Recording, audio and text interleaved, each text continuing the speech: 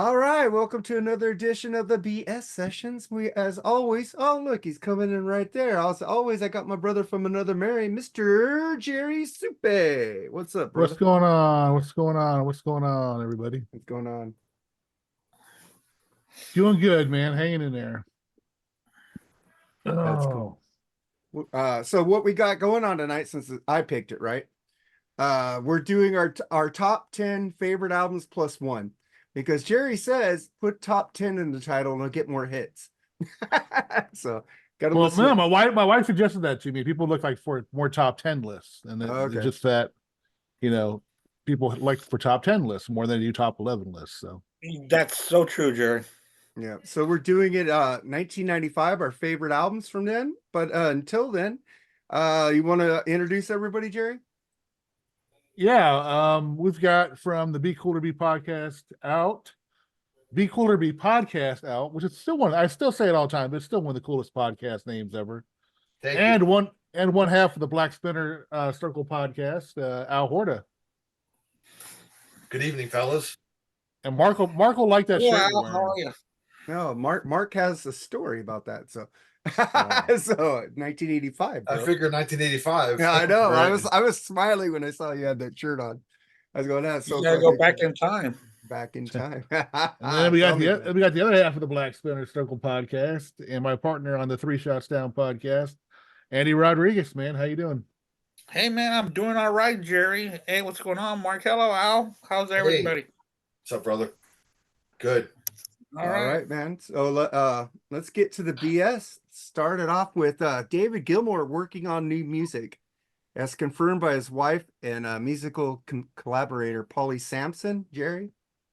Oh shit! Looking forward to that, man. I love this last two. I loved Rattle That Lock and On an Island, man. They were some great records. So yeah, I'm definitely looking forward to some new David, man. So can't wait.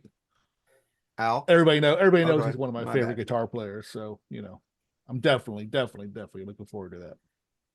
Same here, man. Huge David Gilmour fan. Love David, and I've been liking a lot of his solo stuff too. And hey, if he's got more music in the tank, man, bring it on. Absolutely. Yeah, On an Island was great. I did like On an Island better than Rattle That Lock, but Rattle That Lock was pretty damn good too. I think I prefer On an Island from the last few solo albums. On an Island, well, he's only had like 2 solo albums, like the last. Right. Like, yeah. Well, that live album he had live at Ganesh was pretty. That's good. great too, man. That's great That's too. a great live album. Absolutely. Was. But I do prefer On an Island over Rattle That Lock, but Rattle That Lock is pretty good too, man. So yeah, man, I'll get it. I got the last 2. I'll get this one, and I got the live in Ganesh too. Andy, any thoughts on this?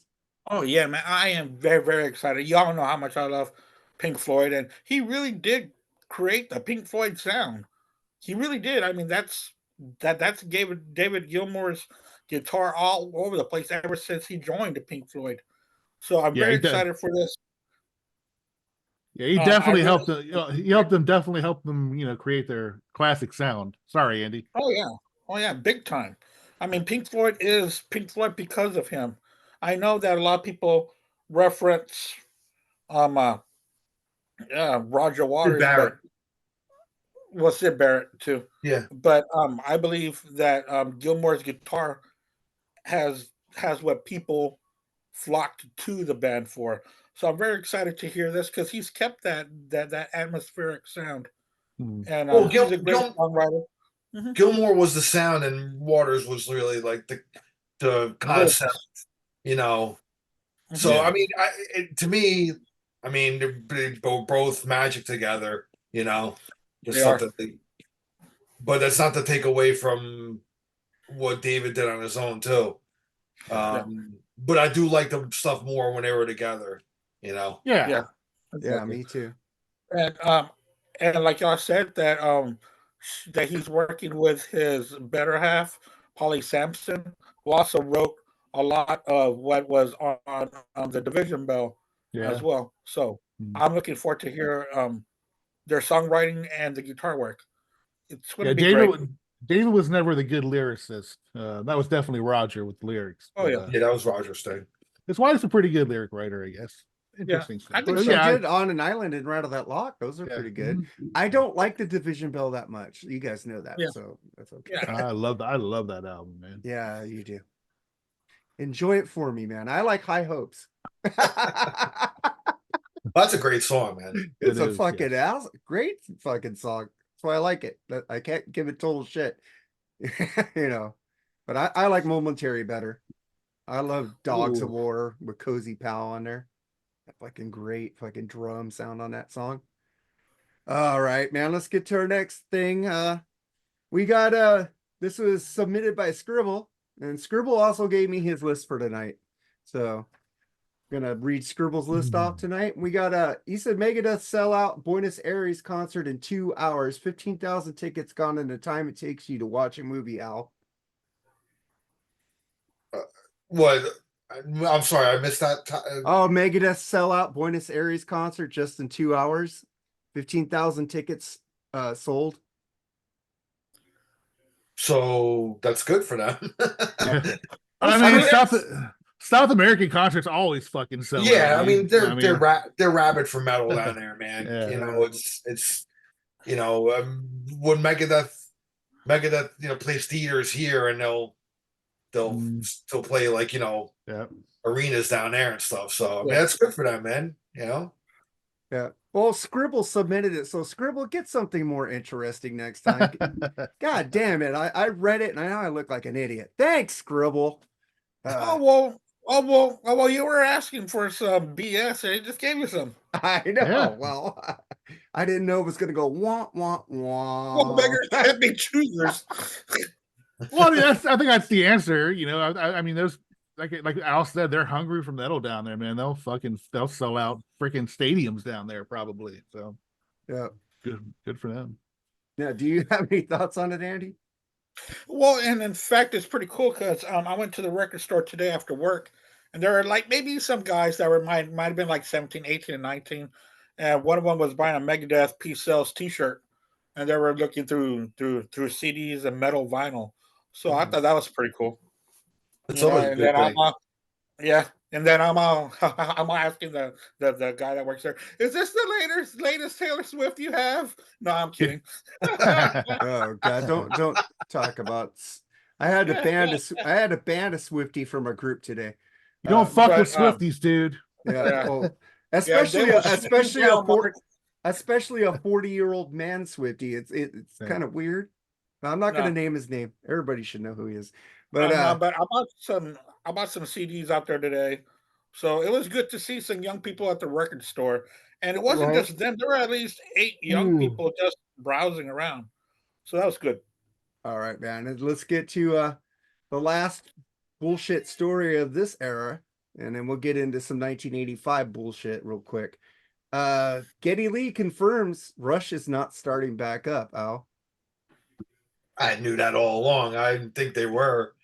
I mean, it's just a rumor mill that people get started, and as soon as like him and Alex start talking and whatever, it's the rumors start flowing. I didn't think. I mean, I think he's gonna do a solo album though, and he'll probably take that out on the road.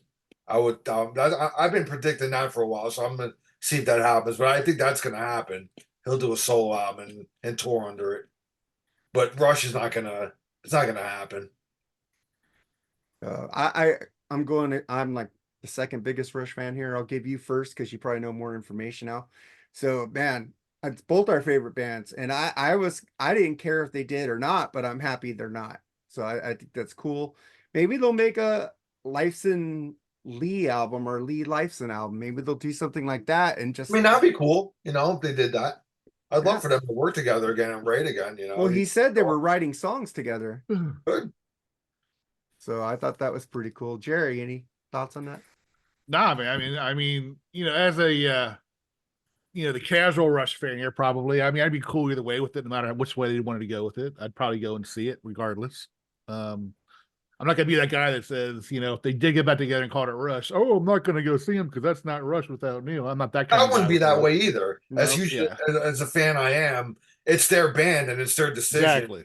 It was their band So- before Neil, so Yeah. that's how I view it. Andy. Oh man, I think it's great, and also for you Rush fans and the media, Alex and Getty are going to talk. So Right, get yeah. ready to see them talk for the rest of their lives. They've They're been best friends friends, for the man. longest time. You Yeah, know, yeah. They're going to be spotted together until they pass. Well, they run But that beer company too. They're always yeah. drinking Oh that beer. really? Yeah, they got Rush Um, beer. oh well, yeah. I knew that they had Rush beer, but I didn't know that they ran it Oh together. yeah, they're advertising That's it and pretty cool. stuff. Oh, that's cool. But if any yeah, of you man. guys like, if any of you guys like beer and you ever see that, pick it up because it's actually pretty good. Yeah. Good beer, man. I will check it out. Better than the Trooper.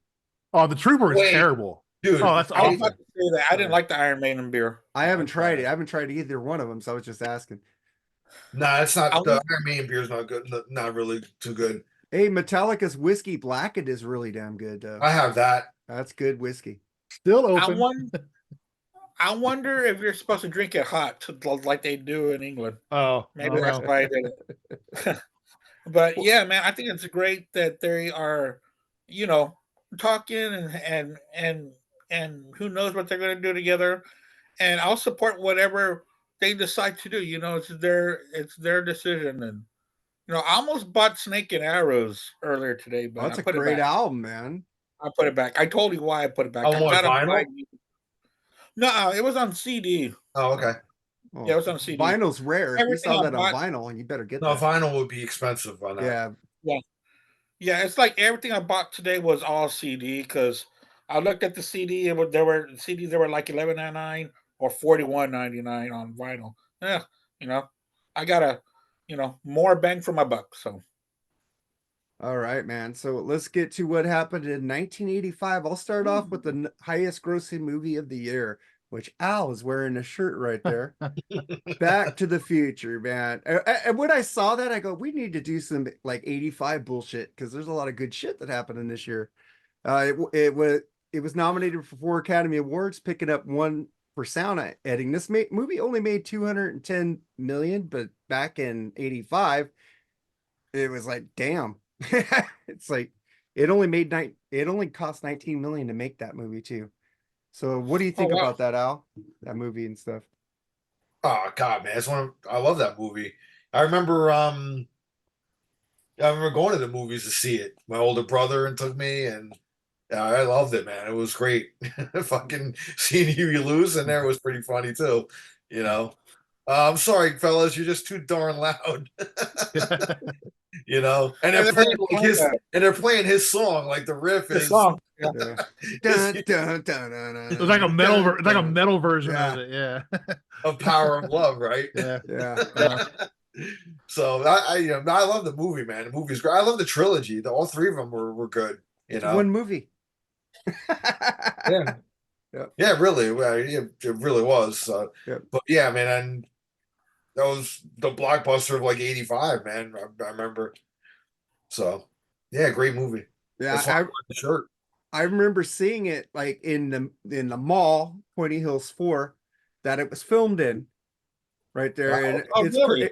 yeah, that was my mall, man. You see those yellow cones? There's those things where it's going Yeah. 88. Those are still there, but it was JCPenney. Now it's Burlington Coat Factory and some Japanese restaurant on the side. So it's different thing, and there's no Music Plus across the street anymore. Because I remember watching that, pointing to my mom, hey, look, there's Music Plus. Oh wait, that's our mall. I was like freaking out. I didn't know they filmed it there. And I was like, fuck, this is awesome. That's like the first like movie set that I fucking knew when I saw it. I go, Mom, that's our mall. That's our JC Penney. I go, hey, but where'd that photo mat come from? That wasn't there. And I remember It asking, was a Fox photo mat, right? yeah, it Fox. was a photo mat. Yeah. But Yeah, Jerry, that's what do where you, we always went. Jerry, what do you think about that?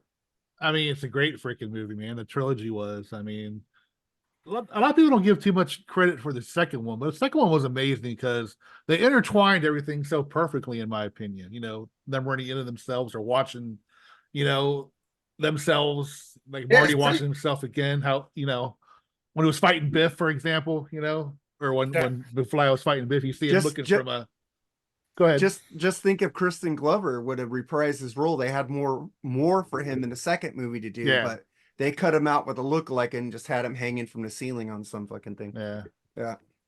But yeah, I mean, it was one of the greatest trilogies of all time. The third one was rushed. I think we know. I think I don't know if it was because Michael J. Fox was starting to get sick at the time. I don't know, but it was still good though. I mean, but not as good as the first and second one. The first one, man, is an absolute freaking genius of a classic. Man.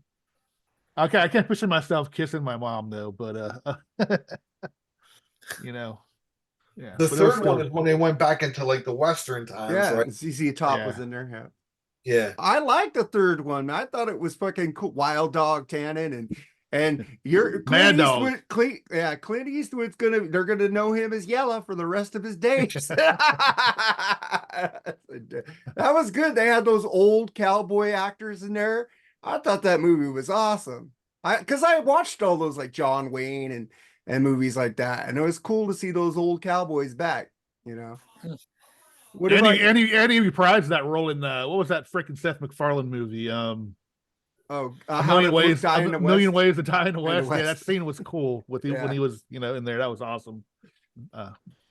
Yeah. So Andy, what do you think about Back to the Future in '85? Oh, Back to the Future is one of my favorite movies. I don't know if it's a top 5 of all time or a top 10, but I want to say top 5.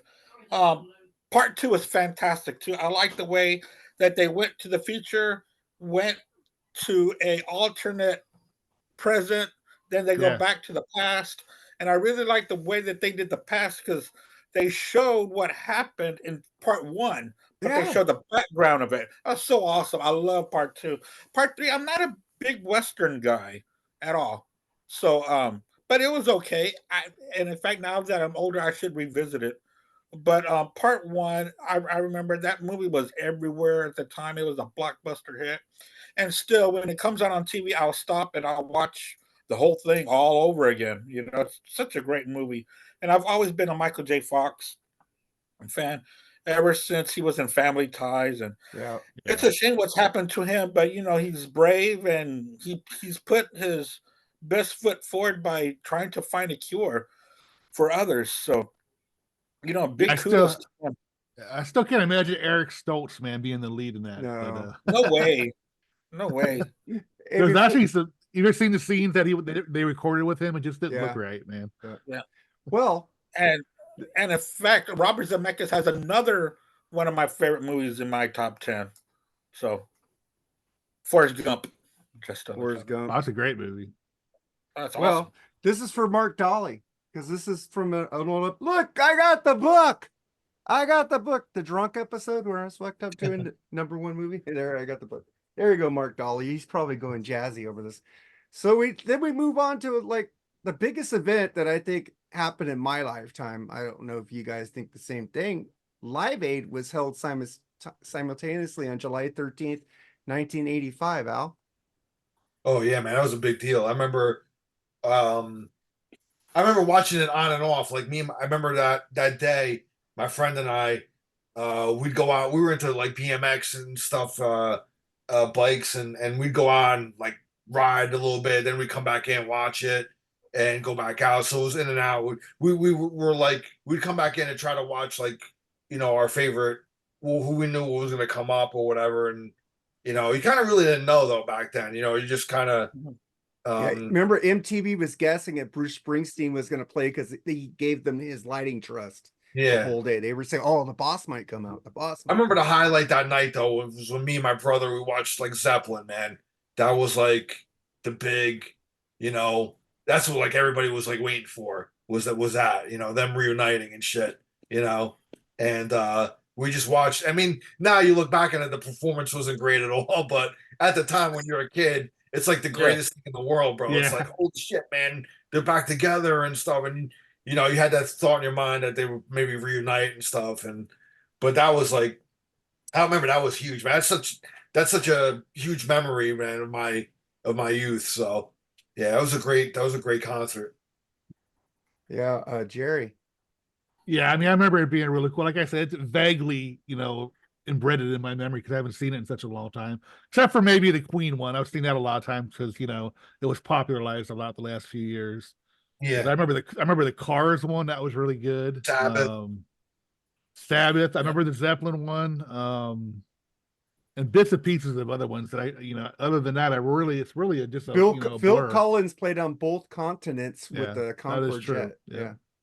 And he got That's pretty bullshit. He got like belittled for the Led Zeppelin. He had no time to practice. He was sitting there listening to it on the plane, trying to get to it, man. So He really didn't need. I mean, he didn't really need to be on it though. I think Tony Thompson could have handled it on his own, but I think just he wanted to probably just sit in and you know and just be a part of it and stuff. I guess they asked him to, so you know, well, we Yeah, heard he two, did Robert Plant's first couple of solo albums, I think. So yeah, he and he did. was, they knew each other. So yeah, Yeah. yeah, the first two he was on, I think. So great drumming on that. I love you could tell you could recognize the sound, on those albums, so you could tell it's him. Yeah. He's got such a recognizable sound. So. Did you hear anything else, Jerry, on Live Aid? nah, I'm good.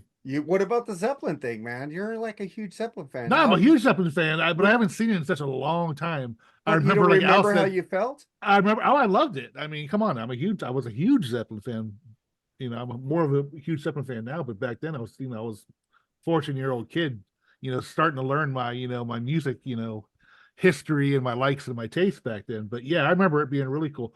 The one that hit me the most, actually, it was probably their worst performance. I think it was the Atlantic reunion they did. Atlantic Yeah, Records, the is that what it's Atlantic called? Records in 1988. Yeah. Yeah, that's the one that really excited me, and that was the sound of that one was suspect as well. But that's the one that got me more excited as a Zeppelin fan, to see that one. So yeah, but Live Aid's like like I said, with the exception of the Queen, because the movie and all that, they brought that back. I don't. It's all a haze to me, most of it. So I remember it being really cool as fuck. So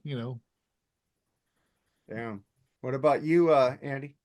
Yeah, I was 9 at the time, so I was just starting to get my feet wet into music at that time.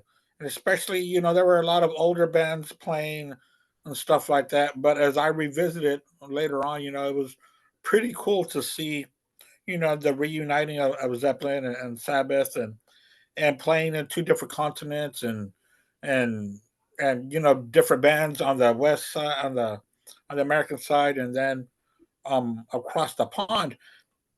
Like like I was saying, I've got a concert promotion for that poster inside the garage, and it has all these different lists of people that played it. So it was a who's who that played it. So if y'all aren't that familiar with it out there, check out YouTube. I'm pretty sure YouTube has all sorts of Live Aid stuff. I'm sure. Oh, yeah. Yeah. Yeah, you can find a So lot of that stuff I on need it. to go. So I need to go check it out myself, actually, too. I mean, Did you- they released it officially. Yeah, they did. Yeah, but the Zeppelin isn't on there. They didn't clear their No. Right. understandably, it wasn't really in hindsight when I look back at it now, it was not really that great. So But it made you happy back then, right? oh, but Well, dude, yeah, man, yeah. yeah. I mean, Yeah. I was a huge Zeppelin fan because my brother was like, we were just both going nuts, man, watching the TV. I remember it came on at night too. We huddled around. I think we watched it in my parents' room, like, and my parents were watching too. So it was like all four of us. Oh, wow. I remember that vividly. It was pretty cool, you know. I remember my brother calling me. He's like, Zeppelin's on. When I ran in and we were watching and stuff. So it's like Wow. vivid. It's like that's like one of those like early memories. It's like vivid, like as a kid, you can Yeah. just visualize it, man. I can visualize it right now in my head. And I remember like that day, like again, I was going in and out with my friend. I think I remember watching the power station. Oh, they had Michael DeBars. That was horrible. Michael DeBar was I singing. remember looking at that. Go, oh, what the fuck? That ain't Robert Palmer. This sucks. Yeah. It's like, Who else? Like Spandau Ballet and shit. I think they were on there. They were going like back and forth Yeah. to from U2 UK was on to- there. U2 did a great performance on Yeah, there. U2 was on there. Even Yeah. Judas Priest was on there too, right? Yeah. I Yeah. think Yeah, so. Juice Priest was on there. Run DMC. I remember that. They Yeah. were Yeah. the first hip hop group the only hip hop group to ever be on there, and they were on there and stuff, which was cool. I think Sabbath was like early in the morning. I remember that. they played like it was early in the morning, like early on when a concert was first starting, and Ozzy and Bill Ward and all that. I was like, fucking wow, those guys are back together. And they were all half asleep. And then and then obviously the rumor mill started, and it didn't happen. Yeah, because after that, I think that's when they released the Tony Box set. Iommi Oh. album. You know, about 7-star. Blackstar. 7-star. No, 7 Star. 7 Yeah. Star. And then was Ozzy, did Ultimate Sin. So Ultimate Sin. Yeah. yeah. But you know what's funny about the Sabbath one when they were playing, they flashed the Born Again like album cover, and I was like, dude, I had like the original band has nothing. Well, it was the original band besides Ozzy, because Bill Ward did play drums, Yeah. but it was just funny seeing the Born Again album because I guess that was their latest album, but our album was already 2 years old at the time. Yeah. So, Yeah, it's like they didn't update any of their stage stuff. They just used this. it was hilarious, man. So. Oh man, I just remember getting up early so I could see the Australian part of the Live Aid because they had like the Divinals, In Excess, Midnight Oil. I watched all that because I'm a huge In Excess fan. You forget how many freaking bands were on that. I know. Man. I know. They have It was a global Australia thing. had their own Live Aid too, so it was pretty cool. It's like It the was whole a world global came thing. together for hunger in Africa. It's like you do that now. It's like, fuck you. We're living our own lives. Nobody wants to help anybody anymore. It's like, fuck, it sucks. It's like Yeah, in the the 80s, days, we didn't have the internet to fucking divide people. Yeah. Yep, but the days of of musicians doing charity work, we like haven't heard about it in a long time. Barmaid's still going. Well, Farm Aid is, yeah. Yeah. Well, it's starting back up. It hasn't been every year, It's been going here and there. So Oh, I think Farm Aid's been every year. it's since been it every started. Has year. it? Yeah. Must not have been, as talked about things. Willie and John keep that going, man. Willie, John, and Neil, Yeah. It's freaking pretty cool. But and Dave Matthews. Dave Matthews. Well, I'm just gonna say, Cool. man, that was a Live Aid was cool. It was like one of Great the fun. childhood memories I have. I just remember seeing all those Australian bands. I was up the whole day. I watched everything they showed on MTV. I watched that whole fucking thing. I just remember them talking about Bruce Springsteen might show up because he let them use his lighting trust, and to help them with the show in Philadelphia. That never happened. He never came. I just remember this is like back in I'm just remembering the whole thing. I'm watching Led Zeppelin. I'm watching Phil Collins sing Against All Odds on the other side, and coming back over here playing with Zeppelin and singing his solo song. It's like and the whole thing, they were making a big deal about Phil Collins flying back and forth, flying back and forth. You know why? Phil Collins rules. All right, Charles. All right, Yeah. man. Let's get to another story, man. The two longest running #1 singles in 1985 are "We Are the World" by USA for Africa, "Say You, Say Me" by Lionel Richie. Charles, he rules. And fucking, what do you guys think about that, man? Did you guys like those songs or? That was on the Oh, White Knights. That was on the White Knights soundtrack, I believe, right? Yeah. And I do have that soundtrack on vinyl somewhere in my collection there. I think Phil Collins did "Separate Lives" with Marilyn. Yeah, that's on there. Yeah. I think badass song. Robert Plant is on there. Far Post, I think. Oh, I got to get that on vinyl now. I Yeah, forgot about that soundtrack. It's a good soundtrack, man. Against All Odds too. That's a good Yeah. one. Yeah, What do that you was- think? Go ahead. No, go ahead. I'm done. No, I was just gonna say about the "We Are the World" thing. That was interesting group of people they got for that one. Yeah. Kenny Awesome. Rogers, Willie Nelson, fucking Ray Michael Charles. Jackson, Ray Charles. Bruce Springsteen, I even think Huey Lewis, Hall Notes. I think Cindy Dan Lauper. Aykroyd. Dan Aykroyd. Yeah, was Dan actually in Aykroyd there, was too. there. Yeah. Cindy Lauper, Tina Tina Turner, Lauper, Tina Diana Turner, Ross, Diana Yeah. Lionel But Richie. But guess what? They didn't invite the metal guys, and they had to do their own album called Hearing Aid. Yeah. Thank you, Ronnie James Dio. Give that man some credit. because they wanted to be part of USA for Africa. They said, "Fuck off, we don't want you guys in here." I just always remember Bruce's part. We are the world. I mean, just Yeah. totally Brucing it. You know what I mean? Uh, I never really cared for the song and stuff. I guess it did a lot of good. I preferred the English there. The what do you call that? The Bob Geldof one. Band-Aid. Band-Aid. Yeah, that Oh, song they did. but Bono had the worst line. Thank God it's them instead of you. My You know, God, it's he not didn't funny write about that. You, Yeah, Bono me and my- rules. I me and love my you wife were- too. Me and my wife were at IHOP, and that song came on. I'm like, she never really was familiar, didn't like the song, but listen to the words. I said, listen to what Bono says right here. And she's heard that, and she's like, "Oh my God, are you fucking kidding me? That's awful." Isn't it? Thank God it's them instead of Yeah, you. guess what? He didn't write it. Bob fucking Geldof write it. Fuck you, Bob Geldof. You know how I feel about Bob Geldof. Then Bono should have not done it. Well, That's he true. wanted to He didn't have participate. to read it. He didn't have to sing it. He should have did the Paul Young part. Remember Paul Young? Paul Young, yeah. Oh yeah, I have remember. two. I have two of his vinyls. But I'm not that familiar with that song, Band-Aid. I thought it was crappy, so I just didn't bother. I had the with it. 45 when it came out because you know why? Simon Le Bon of Duran Duran was in there. I was like, yes. So I got the 45 for the USA for Africa, but I don't have the We Are the World. come along English, whatever. All right, so we're done with the. What do Yeah, you? here's the soundtrack. I pulled it out. Oh Actually- damn, actually- yeah, right here, man. that's awesome. I actually, miss Gregory Hines. Actually, Say You Say Me is not on the soundtrack though. Oh, It's in the movie, but I think I just pulled it up on Is it on that movie though? it's in the movie. they Oh, showed but a video with them but in it's it. not but it's not in the soundtrack. And I just read on Wikipedia that they didn't want the soundtrack, they didn't want the song on the soundtrack because it was the first single on like for his new album, and they didn't want it to be on the soundtrack. They wanted it to be on his album, I think. So because it was a big song. So Was they that didn't on do that. Dancing on the Ceiling, I think? I have both. I have Can't Slow Down and Dancing with the Ceiling. So yeah, this does have Separate Lives, the Phil Collins and Marilyn Martin, Far Post by Robert Plant.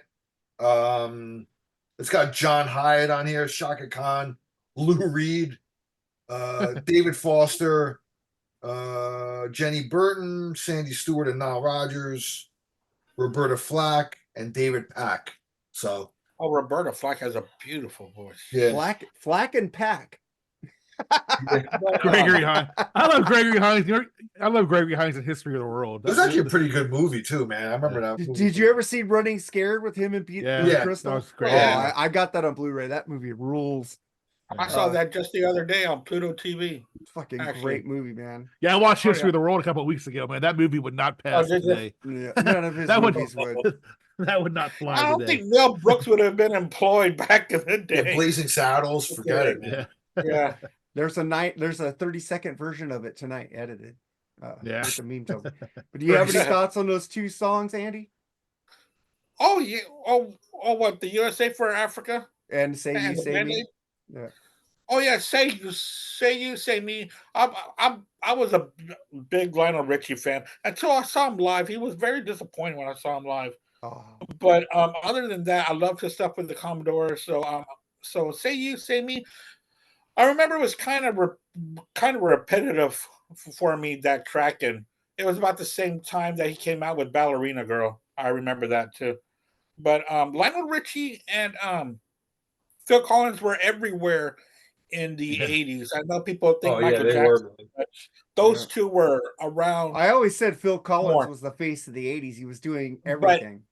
But Phil Collins stayed throughout the 80s when Lionel Richie kind of took a step back going into the later part of the 80s. And Madonna, And too. He was the face of the 80s that lasted. Michael Yeah. Jackson was like almost gone by the 90s. So, yeah. Well, Phil Collins is, I mean, you saw him so much because he was pulling double duty. It was either solo or Genesis. It was like when he And did a they were- solo album, and then the next year would be a Genesis album. Then the next Yeah.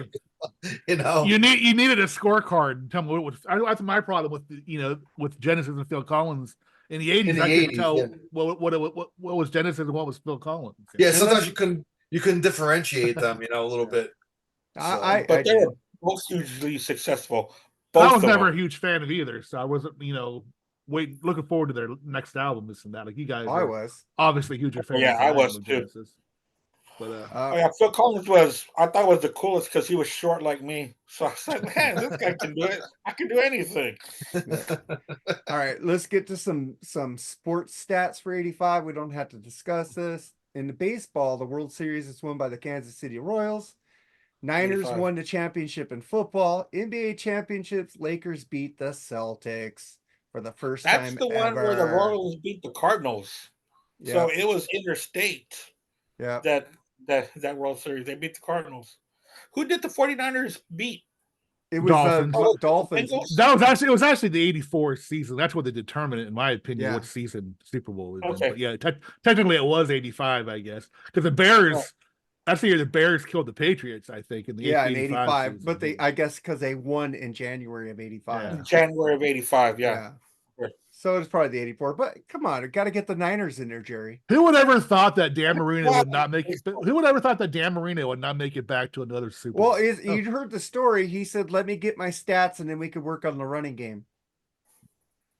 What? I don't remember him saying that. He did he? said that. That's a story about No. him. He said, "Let me get my No. stats, and then you could run after." Because he thought he Oh. could just pass the ball. He didn't need a running game. He always thought he didn't need a running game. I'll have to look that up, actually. You look it up. I might be I'll right. I have might to. be wrong. I might make up shit, but I didn't make. I heard that story. It could be a wives' tale, But the Lakers beating the Celtics, that was awesome. First time, because you know how the Celtics terrorized the Lakers with Bill Russell. Damn, Jerry West, man, poor guy. But at least they finally they didn't beat. He never beat the Celtics, but he was a GM when that happened, so that was pretty cool. And then we get into guess what started coming out in the 80s, man? Something we all still use today. CDs. The Discman, the CDs, Jerry. Yeah. Pretty fucking cool invention, man. I actually didn't start getting CDs. I didn't start getting CDs when they first came out. I was still on cassettes. It took me a while to get into the CD thing, so I was late to the game on that. But yeah, I remember the disc. I did have a Discman at one time. It was cool. And I also had the one where you stick the cassette into your car stereo and it, you Oh, put the yeah. CD. Yeah, that one too. I had the little portable stabilizer that you connected to your seat, your screw, and you put it on a platter. So it'll be right next to you. I had that too. So yeah, I mean, yeah, it was pretty cool in hindsight back then. So yeah, I mean, it's like way out of date shit now compared to today's technology, but it was cool back then. So Yeah. The first CD was actually manufactured in '82. The first commercially released CD, which I think was Billy Joel's 52nd Street. I think that was the first one. Great album. I think it was. I think you're right. And the first CD played on over the air on the radio was actually WDHA in New Jersey, where it's still going on today. They played the first CD over the air. They were the first station to play a CD, and which was in '82 or '83, something like that, '82 or '83. So that's pretty cool. I remember my brother, he bought like one of those rack systems from Crazy Eddie. I miss those rack systems, man. Yeah, man, and he got it with a CD player, and he got it in '86. So my brother was pretty early in the game, And the first CD boy, I remember the CDs back then, they were like fucking $25 or something like that. When did the Beastie Boys come out? Licensed to Ill. 86. 86. That's when I got my first CD player because that's the first CD I got. And my brother's first CD was U2 War. That was Nice. the first CD that he bought. And it was funny. My cousin was he worked at Crazy Eddie, and we had a crazy Gideon over here. he rang the CD up for like you rang the CD up for like a quarter, like a 25 cents Prices are insane. instead of $25. Yeah, we had a crazy Gideon and a Federated Shadow Stevens. He played Federated in a commercial. You know who Shadow Stevens is? Comedian. Yeah. I know DJ. Shadow He played Federated. He was Fed R rated. And I just remember going in there with my next door neighbor when he's buying his rack system. Yeah, He'd sit there and negotiate with it. Can I get those 5 CDs if I buy this? And they go, you can Yeah. get 6 if you buy this system now. So he would get free CDs. I'd sit there and help him pick them out and shit. It was pretty cool. so I remember my When first. you can barter. You can't barter in stores anymore, man. Yeah. Come So I remember my first CD I bought. I bought Rush's "Hold Your Fire" in '87. So because my brother had the CD rack, so I started buying sporadically here and there CDs, and that was the first one I bought. And I remember taping it onto, playing the CD and taping it onto cassette so I could listen to it, in my room because my brother had the CD player in his room. So, and I only had a cassette player boombox thing in my room to listen to. So I was like, let me copy that onto a tape so I can listen to it in my room. But slowly I started getting CDs. So I'm like, yo, these things are gonna last, longer than cassettes and stuff. So, but they were more expensive, so I couldn't afford buying a lot of them. But I bought one once in a while. So, And they ripped My us brother- the fuck off. It only cost them $1 to manufacture that shit. yeah. Well, that's like any format, man. When it first comes out, it's expensive. So, I mean, remember VCRs when VCRs first came out, man? They were like over $1,000. Yeah. Damn, I don't remember that. I guess because I didn't have to buy If one. you think about that, VCR, man, I mean, DVD, that's like crazy, man. DVD players were over $1,000 too when they Yeah. first came out. Yep. Now you could get a 4K TV like 65-inch for $400 too. Yeah, because the 8K is the expensive one now. Oh fuck 8K! I ain't going to 8K. I always say that I ain't going to Blu-ray. How much? I'm gonna- How much more? How much more clarity are you gonna get, bro? It's like holy shit. Well, I heard Yeah. the human eye can only handle 1080p. It's just saying it's Yeah. whatever. But no, I went to 4K. I got 4K in the living room with a 4K Blu-ray player. Well, the way things are going, the human race ain't gonna be around in 100 years. It's gonna be all Right. AI robots anyway. So, give a shit. We're all going to be avatars. Yeah. Oh my god. So who didn't talk about the CD? You talk about the CD, Andy? No, I didn't. I don't remember what my first CD was, but man, what a wonderful media that has really stayed the test of time because it's been 45 years Yeah. and it's still, well, maybe 40. Well, 80, anyway, it's been a long 82, It's been whatever. over 40. It's been over 40 years. In over 40 years Okay. because he said Yeah, 82 in Japan. because Over last year, 40. because last year was the 40th anniversary of it. I remember. Yeah. Yeah, it's Okay. the portability of it and the fact you can get to a song like whatever song you want right away without having to fast forward. The only thing that sucked about CDs is like the cassettes were a lot thinner and they didn't like take up so much space and they skipped. I Unless didn't you got like the anti-skip Discmans, one. man. Discmans sucked. The Walkmans were the best. Yeah, they were the Discmen best. weren't Yeah. great. Discmans Yeah, weren't yeah, great at all. yeah. I never had a Discman. When I got CDs, I always had the big CD player inside my Yeah, room. the Discmans I always sucked. They were kept- too bulky and they skipped when and I you always watched. kept my Discman. I always had my Discman because I always had it when I was riding my bike. I would always have my Discman on. I don't know how many cars honked at me, but I always had my Walkman with me when I was on my bike. And I love it. there's other digital formats that tried to come, like the mini disc tried to come in. Oh, That- maybe I remember that, I'm yeah. glad I That- didn't get into that. You There know was when? and there was a digital compact cassette as well. Well, remember DVD and HD TV, HD DVD players, There was HD and there was DVD. No, Blu-ray. It was Blu-ray. Blu-ray and HD. or whatever. Yeah, and We're I competing. waited to see who won the war because I remember Betamax and the VCR war. Yep. And VCR won, so I waited to see which format was going to take over before I upgraded. Yep. And it's like we learned these lessons from like 85 and up because we saw what was technology changes so quick back Yeah. then. And you It's buy like- into one and it's gonna be like, and it fails, it's like you're stuck with it. It's like I waited for which one was going to take over, man. So Yeah. keep going, Andy. You were talking about the CD. Oh yeah. I just love the CD format. I know I got away from it from a while because I just got into albums so big back there in the, I guess in the mid '90s. I really started getting into vinyl. But recently, with the prices of vinyl going skyrocketing, I'm going back to CDs. Well, You know, even cassettes right now are skyrocketing. I was like, dude, are you insane? Yeah, So, dude. I'm going back It's to CDs. when things get a resurgence, man. It's like starts to, people think they could get, top dollar for it. So Yeah. well, at least there's And then, more vinyl record plants popping up now, so maybe the yeah, prices will hopefully drop. I'll bring the prices down. But Yeah. right now, I believe I read a headline, so I didn't read the whole story. It said something about UK um, vinyl sales are at an all-time high. So, so vinyl sales are going to be around for a while. CD sales even jumped up Are this going year. up. Yeah. Yeah. And in fact, I'm finding it a little bit easier to find new music on CDs at music stores now, because about 3 or 4 years ago, you could forget about it. Yeah, they were going out. Walmart actually stopped carrying them. They're starting to carry it again. Not in huge amounts, but they still got them back again. Yeah, they were dying in the big box Yeah, when stores. they were selling them all for $5, and they were all old ones. That's why you And go to now, independent record stores. There that's you go. where I go before I leave, before I come home. It's Yeah, called Sound Revolution. Is where I stop. It's like a mile away from my work, so I'll stop there on the way dude, home today. there was a time on Amazon you can get fucking CDs for a penny. They were selling them on there, like, used CDs and shit. You know, it was like when CD was really like kind of dying, man.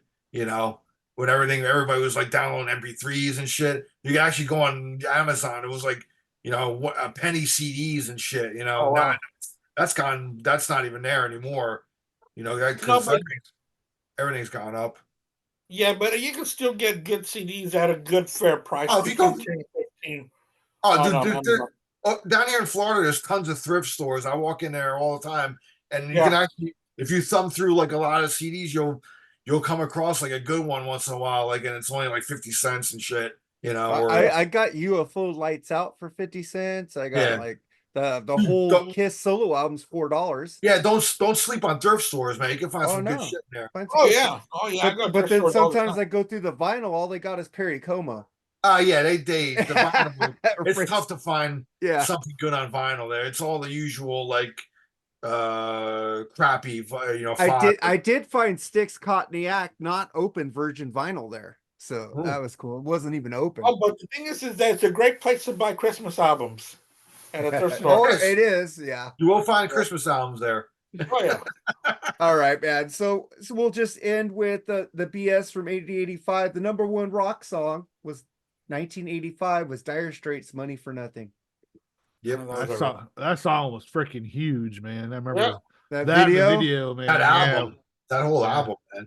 Brothers in Arms. Yeah.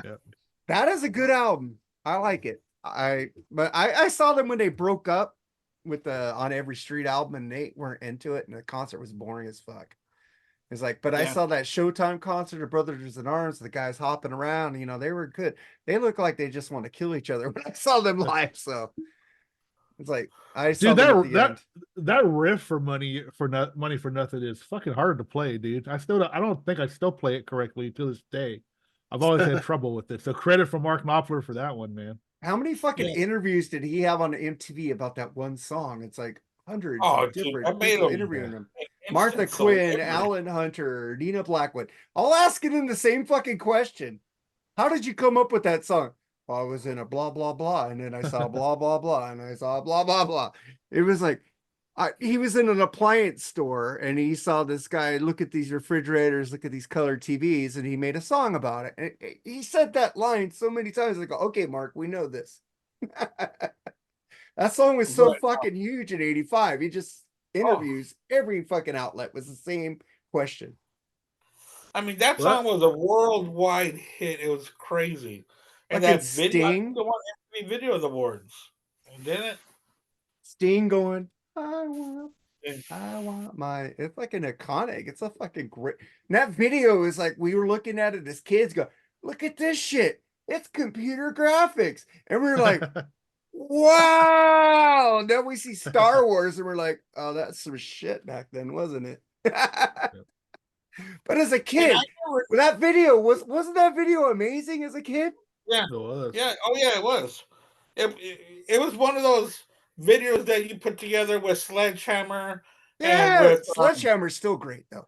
Not like oh yeah, claymation will never go out of style. and then the puppets on Land of Land of Confusion Confusion. by Genesis, all that was grouped together pretty much. If you- Take on Me. yeah, That was a Oh yeah, groundbreaking take one. on me.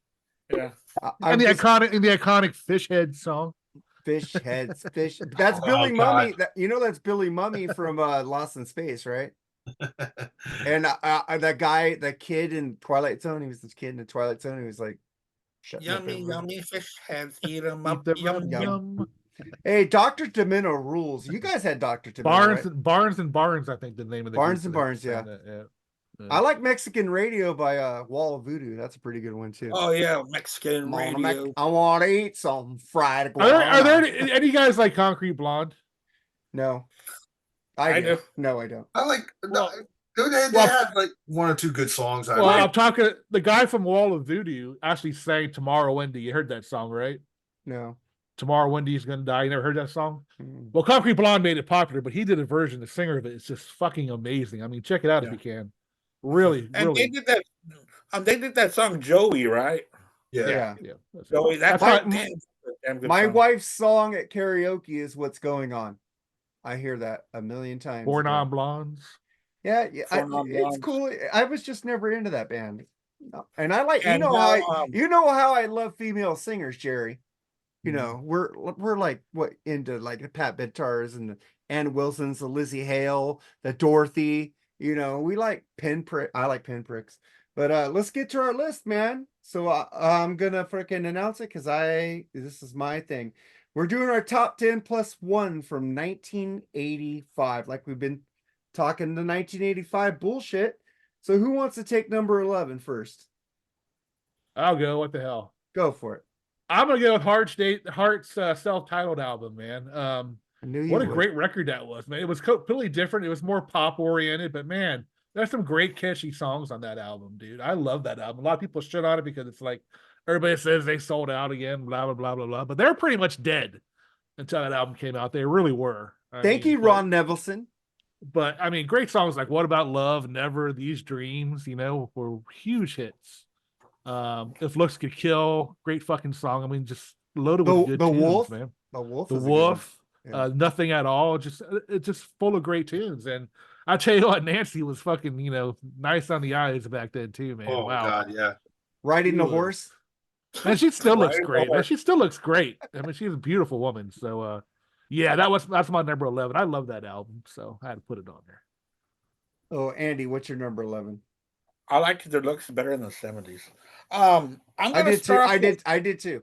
Oh well, we just have our I'm gonna- tastes. But I'm going to start off with an album that brought the world to its knees at number 11. And I am talking about Run DMC's King of Yes. Rock. Yeah. This album's so freaking good. Dude, And fuck the yeah. rhymes, the rhymes and the raps were okay, but the freaking music, the heavy distorted guitar, the solos, Jam Master Jay. I looked up Jam Master Jay this morning. Did y'all realize he's already been gone for over 20 years? Oh shit. Yeah, Since he that's passed what- away. wow, He got yeah. killed at a studio, outside a studio, right? Yeah, but it was in 2002. I can't believe it's been that long. But man, that dude was so awesome. I bought this album. You'll never believe it. It's a little tear right here, and it said 25 cents. I go, dude, are you for real? 25 cents? He said, yeah, Fuck it, there's you a gotta tear. get it, man. But look at the vinyl, though. I mean, dude, it was clean. Never judge a book by its cover. So, oh Right. yeah. He said just because there was a tear on it that he'll sell for whatever. I was like, Well, because Dude. there's audiophiles out there who will try to get a deal for that. So so dude, I took it. I kind of felt bad for him. I go, you want me to cut your yard or something? I mean, damn. Yeah. But yeah, man, I'm gonna start with number 11. It was one of the most groundbreaking albums to come out at that time. It was before License to Ill, and it was just so musically different from everything. So that's what I'm gonna go with. King of Rock by Run DMC. All right, let me go to Scribble's list. He picked number 11, Dead Kennedy's Frankenchrist. Hmm. You know, Interesting. he's younger, so it's easier for him to go back. He probably wasn't even born in 1985. So it's easier Yes. for these younger people to go back. I'm just doing music that I know.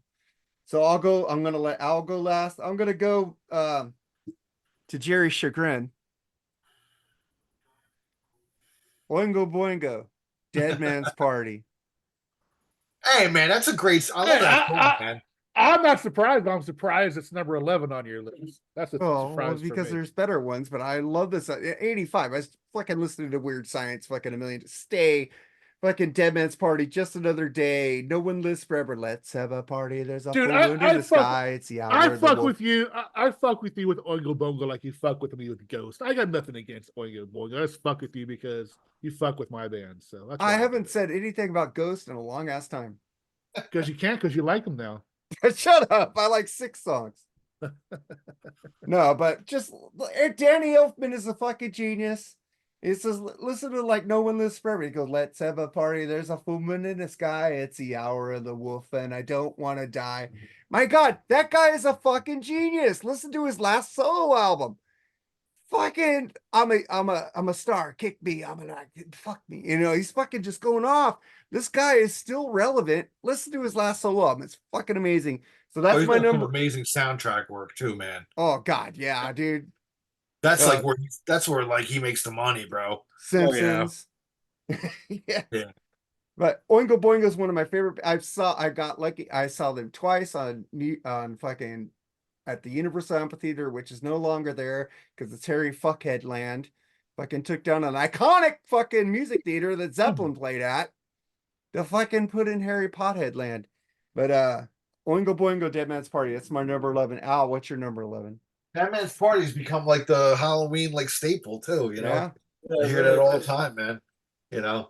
All right, so like again, like in 1985, so I was already really, you know, we've gone over this in other years. Like I was really already into music, so I'm picking stuff based on what was really because I was looking at lists of albums that came out that year, and it was a lot of albums that in years later that I discovered, but really like my criteria again, I'm going with albums that I was listening to in real time during that year and was getting into either that year, maybe a year after or whatever. But I don't. But like, I mean, because there was a lot of albums I was like, damn, I'm really into this album. But there's other ones that like I was really listening to at the time, So that's kind of how I do like these lists. I mean, again, if we did a list 1975, I was only 3 years old, so obviously I'm going to pick stuff that Like like I was scribble here, you know. yeah, like Scribble, man. I'm Yeah. gonna be picking stuff that I was listening to much later on. So Yeah. your picks get a little different. But my number 11, and I know like this album gets a little bit crapped on because it's kind of considered Eliminator Part 2, but I'm going with Afterburner Ooh. by ZZ Top. My brother had this cassette, so like I listened to this all the time, and I really loved it. Actually, man, I really liked. I mean, I was already seeing the Eliminator videos on MTV and all that stuff. So when this was new, my brother, I got it. I listened to this a ton, man. I loved it, man. Like Sleeping Bag, Stages, Rough Boy. There was some great fucking songs on here, dude. But it really was just kind of a continuation of the Eliminator sound with the synthesizers and the drum And machine. those songs now are better live without the Oh yeah, guys dude. live on drums. Yeah. Yeah. And I remember my brother going to see them. I wish he would have taken me, but he went to go see this tour. But I remember he came back and he was saying like the stage was kind of like almost like a spaceship, the way like the car, like it kind of turned into the car and shit or something like that. Oh wow. Yeah, it was like really cool, like stage show, he said. So I mean they were playing like, they were like really popular around this time. They were really like packing out Yeah, arenas and they shit. were. So I remember I was in Seattle. I think it was where the Mariners played. It said ZZ Top live at that time, and they were playing at like a Spaceball Stadium. Yeah. Damn. I remember Velcro Fly on here. I love that song. Can't Stop Rockin'. I mean, there's some good tunes on here. Yeah, people that probably grew up with ZZ Top in the 70s, they were like, fucking the synthesizers and all that shit, but as a kid, I liked it. So, I put that at my number 11. It's The crazy how the Velcro fly. That was a funny Velcro video. Fly, remember that one? They're dancing. I think Paula Abdul actually did the But dancing. you know what? You know what? At that age, coordination for that I video. love the ZZ Top Eliminator. I love the ZZ Top Afterburner stuff, the videos and stuff they did, and they did like a animated video for Rough Boy. I remember that, like Yeah. a spacey Yeah. Rough Boy thing. Rough Boy's That was great. pretty. I love that song. Oh, that's a man. great song, man. That's like It's pretty cool. great, great But ballad. then when man. you It get really is. older, thinking about when you get older, you're thinking about these songs are better live when Frank Beard is actually playing drums. Yeah, Yeah, I agree, exactly. man. yeah. But it's crazy how they were a big hit in the early 70s with Tres Hombres and albums like that, and then they came back and did it again like almost 10 years later. It's with almost like Eliminator. Aerosmith, really. Yeah, It's almost exactly. like Aerosmith. You know, they had a rebirth. I liked it. MTV I liked it when they started getting back to like rhythming. I was like, yeah. Yeah, well, you know what? Look at a lot of these. You know, not to get too crazy in the wood, but look at a lot of these bands that last years and years, and look at the trajectories They that they change your go sounds. through. You know, bands that started out in the 70s, they had that raw sound rock, and then when you get in the 80s, you get into the technology of the 80s and stuff. Then after that, you kind of go through like a low, you get a low period, and you find your roots. You go back to your roots. It's so many bands have done that same kind of trajectory, man. You know, Rush did it. You know, I mean, fucking ZZ Top did it. You know, so many bands. So yeah, they go back to their meat and potatoes. That's Yeah. what they do. yeah, And their fans come back yep. because they're like, oh man, I remember they're going back to their original sound and Early roots. You know, Yeah, Metallica's done that's it. what- Yeah. yeah, and that's what I was talking about last night on Black Spinners that we follow our favorite artists through their career. That's what makes us fans. You know, we go through their highs and lows. Yeah, You know, or more of their changes, which is really cool. Yeah. Yep. Every time somebody says changes, I start singing changing places. Okay. Root yourself to the ground. But I'll go to my next one. I'll take number 10. And I know I have this on fucking vinyl. I don't know where it is. So I pulled out the CD. In Excess, Listen Like Thieves. good album, man. I loved it. That's when they came on my radar. Oh, but they came on my radar with the swing when they had. I didn't know about them back then. Yeah, the so. swing came on my air. I was just an MTV junkie. I watched everything, and they were on there. This is like What You Need, Listen Like These, Kill the Dirt, Kiss the Dirt, Falling Down the Mountain, Biting Bullets. This time, fucking great fucking album. It's solid all the way through. Not a bad song. This band has not made a bad album. Their first album is a little. The second album, they fucking shabu shaba. They fucking kicked it into overdrive. Fucking love that fucking band. I love the album. I love Michael Hutchence. And then I'll get the Scribbles number 10. He picked LL Cool J Radio. Any thoughts on that for him? I remember that one, man. That was big when I was in junior high. And along with Run DMC, man, I love that one too. Radio. I was really getting into hip hop too, like the old school hip hop. Because I hung out with a lot of guys that were like into hip hop and stuff. So I was like metalhead, and then I was hanging out with these guys that were into hip hop. I was all over the place, man. I didn't fit into like one group and shit. So that's and in hindsight, I'm kind of glad I did, man. It made my taste a bit broader because everything was kind of segregated back then. You had your hip hop crowd, you had your metal crowd, you had your new wave, like punk, that kind of crowd, pop, people that were into pop music or whatever. And I mean, it really was like segregated groups, And I just kind of I was kind of in the middle, just hanging out with everybody and shit. I don't think me and Jerry have any. Do you have any thoughts on LL Cool J's radio, Jerry? I like LL Cool J, man. I'm not really a huge fan of his music, but I like LL Cool J. He's cool as fuck, man. Yeah, I agree with you on that, but I'm not like an album LL Cool J guy. No, I'm not either. I'm not either. I'm not the hugest hip hop fan in the world. So Yeah.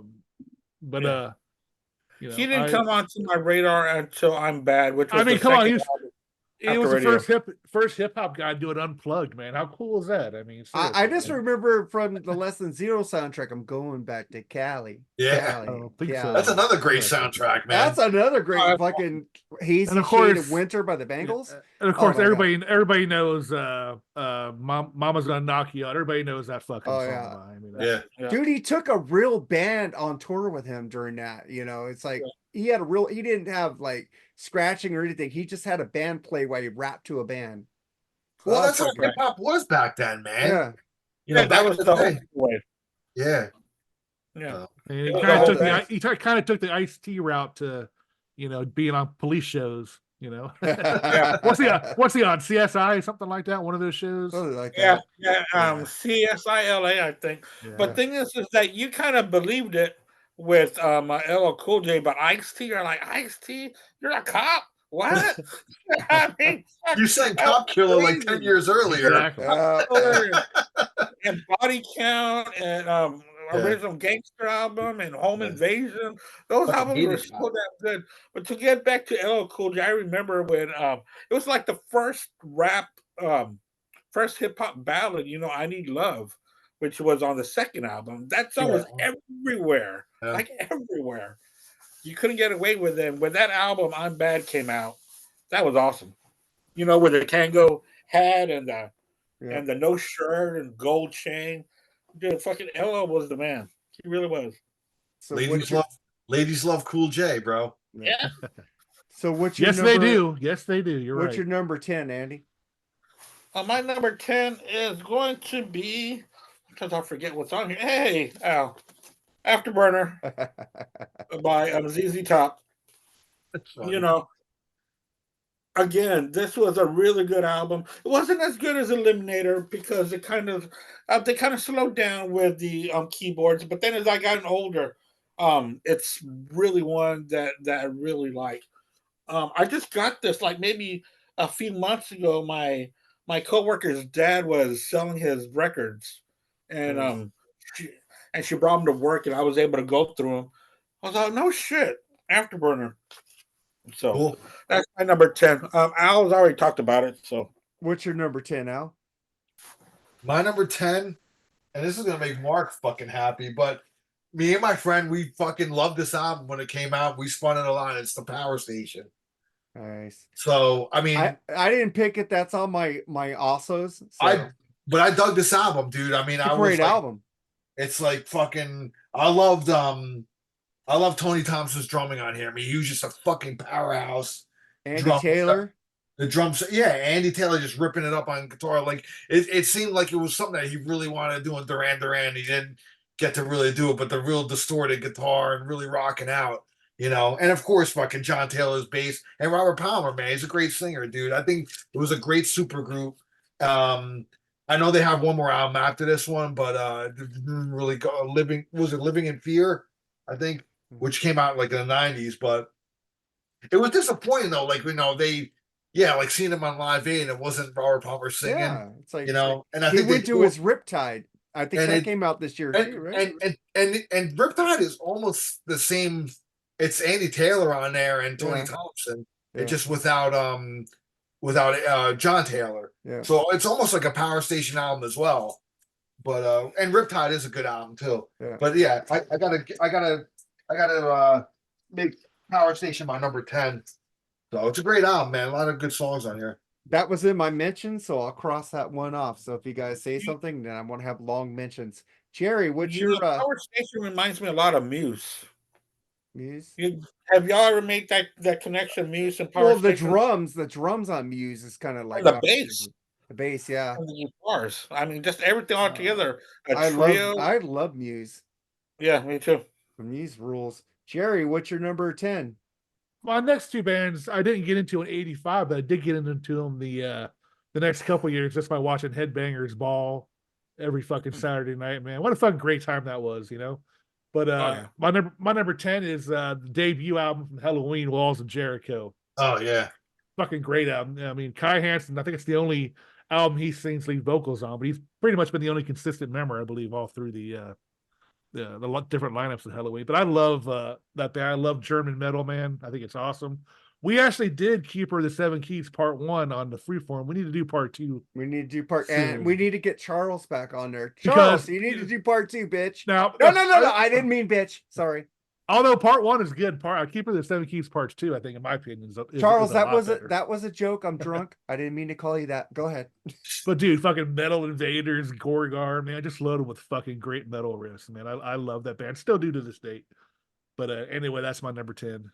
Number 10. So then we get to number 9. We'll start with you, Al. Oh, my number 9. I'm going with. Okay, so I remember a friend of mine. He had the cassette of this, and I went over his house. And he was like, "You gotta check this out, man." Played it, and then I remember seeing the video for "I'll See the Light Tonight" on MTV. That's Yngwie Malmsteen's marching out, and I was like, "This guitar player is fucking unbelievable, man." I was like, "I never heard anything like it." It was like fucking just.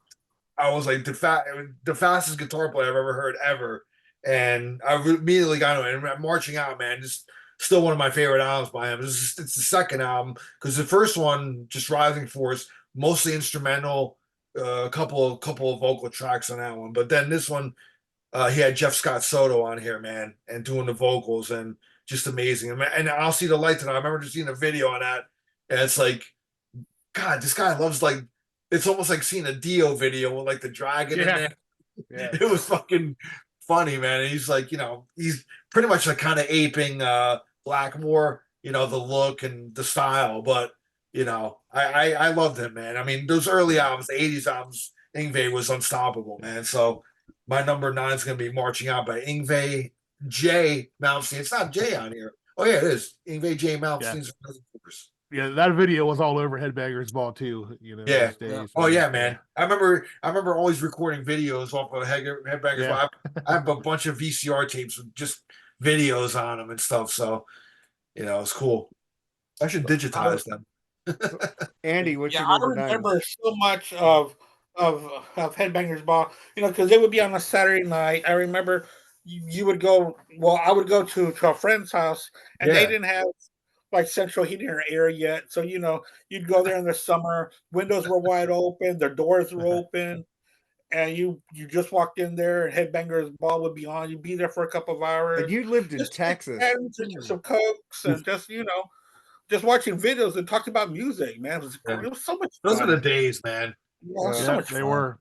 Yeah. I mean, I loved it. But I mean, listen, man. But what we do now, like over like internet and stuff, it's kind of like it harkens back. I mean, we're not in the same room together, but it's kind of we almost are. But it kind of harkens back to those days, which is nice, I mean, but I remember those days, man, just being young and going to a friend's house, and they'd be like, "Yo, check this out," and put an album on, or put a CD in, or put a tape on, and you just fucking enjoy it together, or watch, MTV or whatever, and it's just so like those days was gone, man. Nobody really does that anymore, man. No. But I'm glad that I had those times. Me I'm too. glad that I still have those times now with you guys. Yeah. Really do. So what's your number 9, Andy? My number 9 is going to be, speaking of dragons and shit, like I was just talking about, my number 9 is going to be Dio, Sacred Heart. There you go. That's a good one. It just so happens that that's my number 9. I just happen to have the cassette of it right here. Yeah, here's the album of it. Sacred Heart, man, Rock and Roll Children, Hungry for Heaven, Just Another Day, Fallen Angels, King of Rock and Roll. Dude, this was such a really good album. Of course, I didn't like it that much when I was 9 years old, but Either did I. That's why it's not on my looking list. back at it, it's really good. And I know I've had my deal with Dio being in Black Sabbath, but Dio solo, Dio and Rainbow, fucking awesome. But it's just on Black Sabbath, it just doesn't rub me the right way. But Dio solo, fucking awesome. I love the Black Sabbath Dio. And that's the last album with Vivian Campbell on there too. Is it? Yeah. Yeah.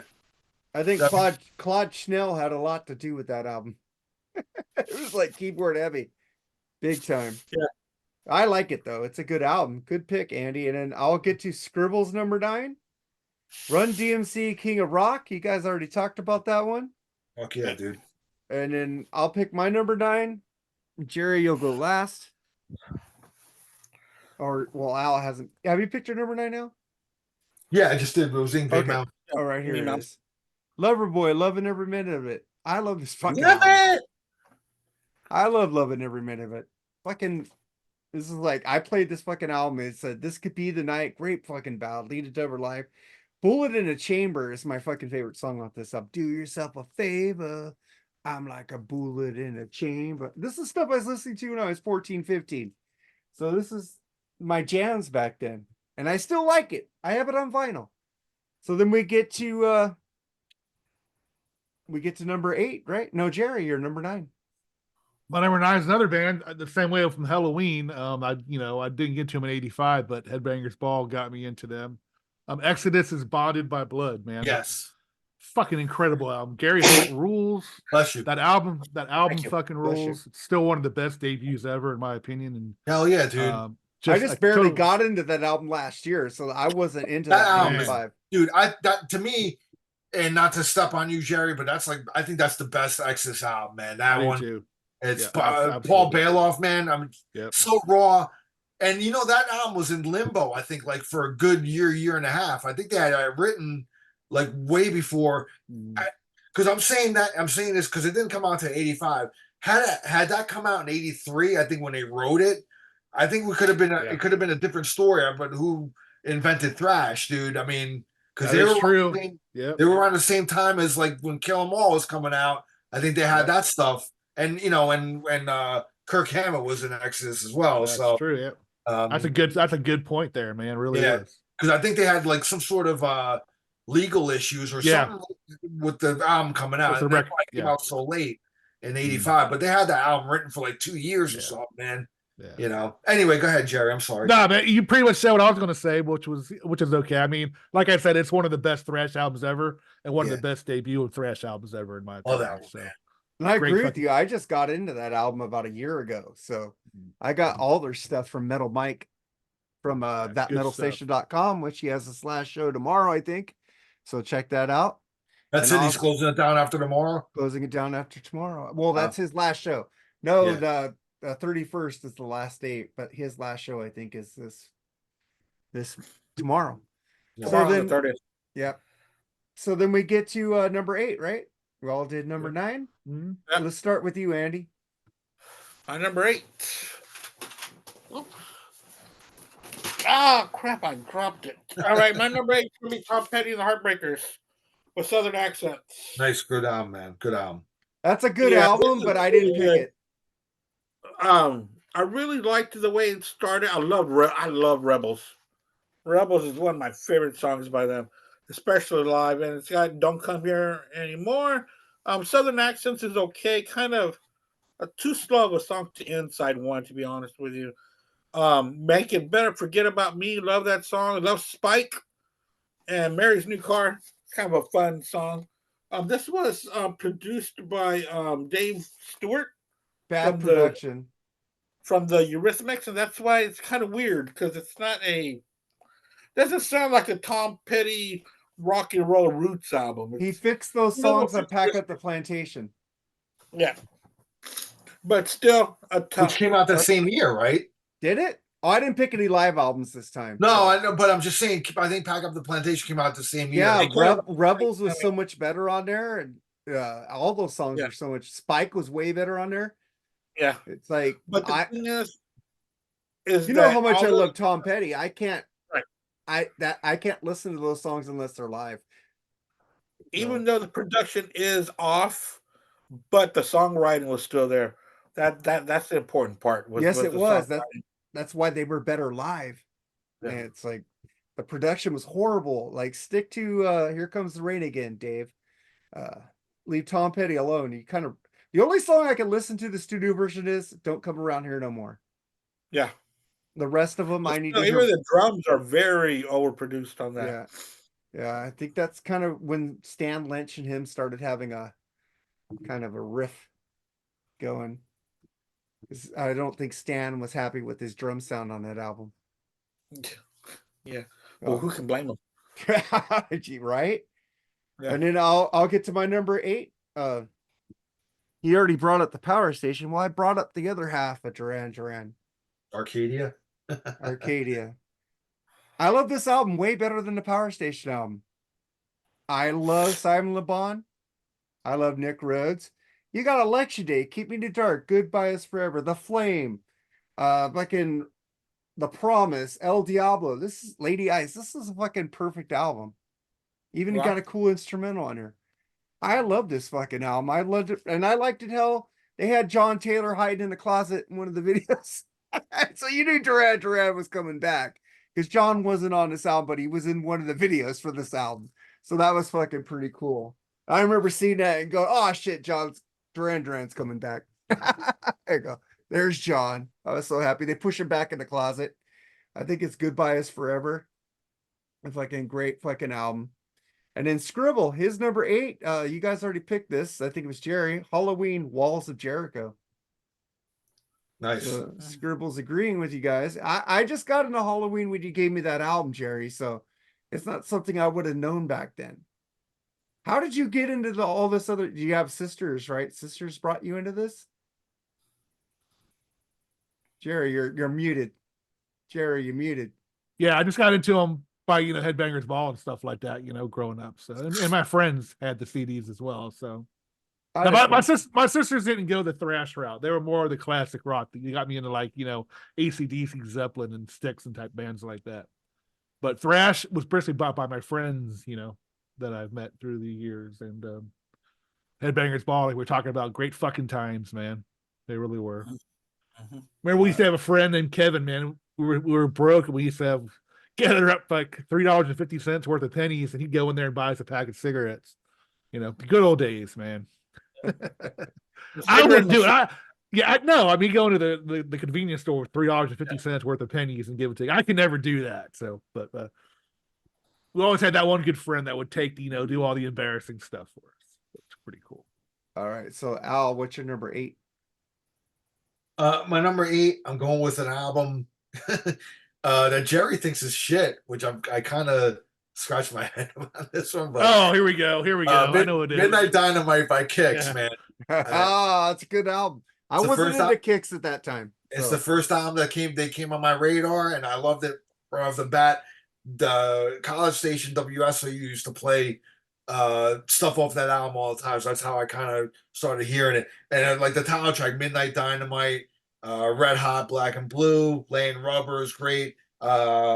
Shit, man, Cold Shower, that's a classic.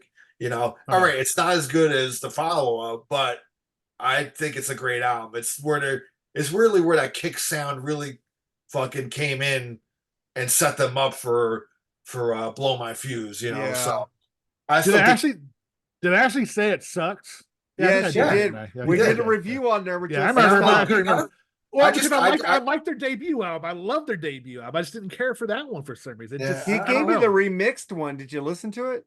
No, actually, I never did. Well, what the fuck's wrong with you? The remix is the way remix, better. which remixed? They got it like they did Blow My Fuse. They did Midnight Dynamite remix. Yeah, Joseph. It was Joseph, right? That sent it to us. Joseph Staub. Yeah, I have it. I could send it to you. I probably need it again. Okay. Because they were both produced by Bo Hill, right? Yeah, I think so. Yeah. So I mean, I love the album, man. So I mean, fucking Jerry, man, you need to fucking get your head straight. Well, dude, I like the London Choir Boys and shit like that. So I hear you. I understand that, dude. I think that's a lie. I don't know why people give you crap about the London. I don't know why people give you crap about the London Choir Boys. Oh, dude, all kinds of shit. They give me. They're actually pretty good. I think so too. I think There's a lot of worse things than that, I think he just brought up that group so he could have a group that we all thought sucked. That you did. You and Charles hated it. You guys still make fun of me for that album. Did they become the Choir Boys then? Choir Boys, yeah. They're horrible, man. Yeah. It's like Brittany Fox, man. Ah, God damn. Whatever. Don't you like Brittany Fox? No. Really? Because that sounds like that's right up your alley, Mark. I love Cinderella, not Brittany Fox. Really? Really? All right. Well, that's my number 8. So go ahead, man. So what's your number 8, Andy? Are we at number 7? Right? Oh, number 7, Andy. And I have that album on CD, and it's packed away with shit, so I couldn't show it. But anyway, Jerry hates it anyway, so why show it? Oh, so Jerry, is it your turn for number 7? Oh, Andy, You know what, Angie just mentioned this album, and I love this album, man. I didn't mind the production of it at all. Tom Petty's Southern accents, man. I like that album, dude. I thought it was kind of cool, especially the video for "Don't Come Around Here No More." That's a fucking trippy ass video, man. Oh yeah, it is. Let Me That's some Up, I deep Have dive. Enough was Tom Petty. I like that one better. Nah, but I don't mind Dave Stewart. I like the Eurythmics, so I you know, like the I Eurythmics didn't too. mind his touch on the album at all. But Oh, I didn't. No. like Rebels, man, it's a great fucking song, dude. I mean, Yeah, live. But also I on the album, Mark. Also on the album, that's what we I think like. so too, It's yeah. like Born to Run by Bruce Springsteen. It's faster live. I like it better that way. I like the studio version I of like that it one better too. on Just studio. fine, yeah. I like the live version better though. No. Okay. Well, anyway, that's my number 8. So what's your number Good pick, seven? Barry. Good pick. What's your number 7, Andy? I thought that we were on. I thought I didn't my number 7, but I'll pick Yeah, my well- next one. Okay, what's your next one?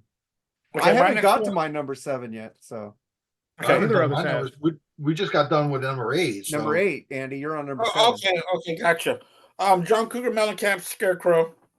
That's going to be my number 7. I remember these videos were all over the place. Rain on the Scarecrow, Small Town.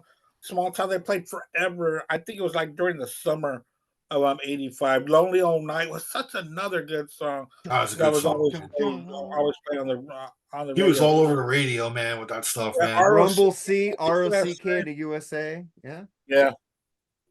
You know, that was really good stuff. And even back then, the drummer didn't have any hair. He was Oh, still- he's a great drummer. Kenny Aronoff. He's a Aronoff. bad boy right there, man. That's a Yeah. that's a and that bad is boy. everywhere. Yeah. He Kenny also Aronoff. played with John Fogerty and Chickenfoot. Yeah. Yeah. And in Why fact, did when you mention I- Chickenfoot for? I'm trying to He love the just- guy, but you mentioned Chickenfoot. He just toured with them when He what's just his toured name with had them. Yeah. So. No, but when I saw Mellencamp, he was opening up for John Fogerty. Hmm. So Kenny stayed on the stage until Fogerty came On out. double duty, Yeah. huh? Yeah, he played double duty, a la Phil Collins. But yeah, my number 7 is going to be Scarecrow. This is his. To me, well, I don't know. I did like Aha a lot too. Uh-huh. Thank you. But How yeah, about American Fool was good. American Fool too. Yes. The Lonesome Yeah. Jubilee was also good. Lonesome Jubilee, He had a good yeah. run. He had a good run of Yeah, albums, good- man. Big Daddy. he I like really Big did. Daddy too. Yeah, he really had a really good run there going into the 90s. Yeah. Human. Human Wheels and Dance Yeah. Naked. We're talking about those, Good yeah. shit, yeah. Then he had just too many cigarettes. And now he sounds like Tom Waits. Marlboro Reds, man. He sounds like freaking Tom Waits now. Sucks. Rough, man. Very Uh, rough. So What then I'll is kind of Reds? then I'll get to Scribbles number 7, Celtic Frost, the Mega Thron. Yeah. Thron? Two Megatherion. Therion. Yeah, I don't know this album. So Yeah, I know it. It's good, great album, man. Yeah. Scribble never disappoints, man. He really doesn't. That's a great album, dude. Yeah, it is. Yeah. That might be Celtic Frost. Well, it's tough to beat the first one too. Oh, it's but Celtic, not Celtic. My bad. I used to pronounce it Celtic Frost too, and now I say because I think Tom G. Ward says Celtic Frost, so I'm gonna go with the guy that fucking's in the band pronunciation. So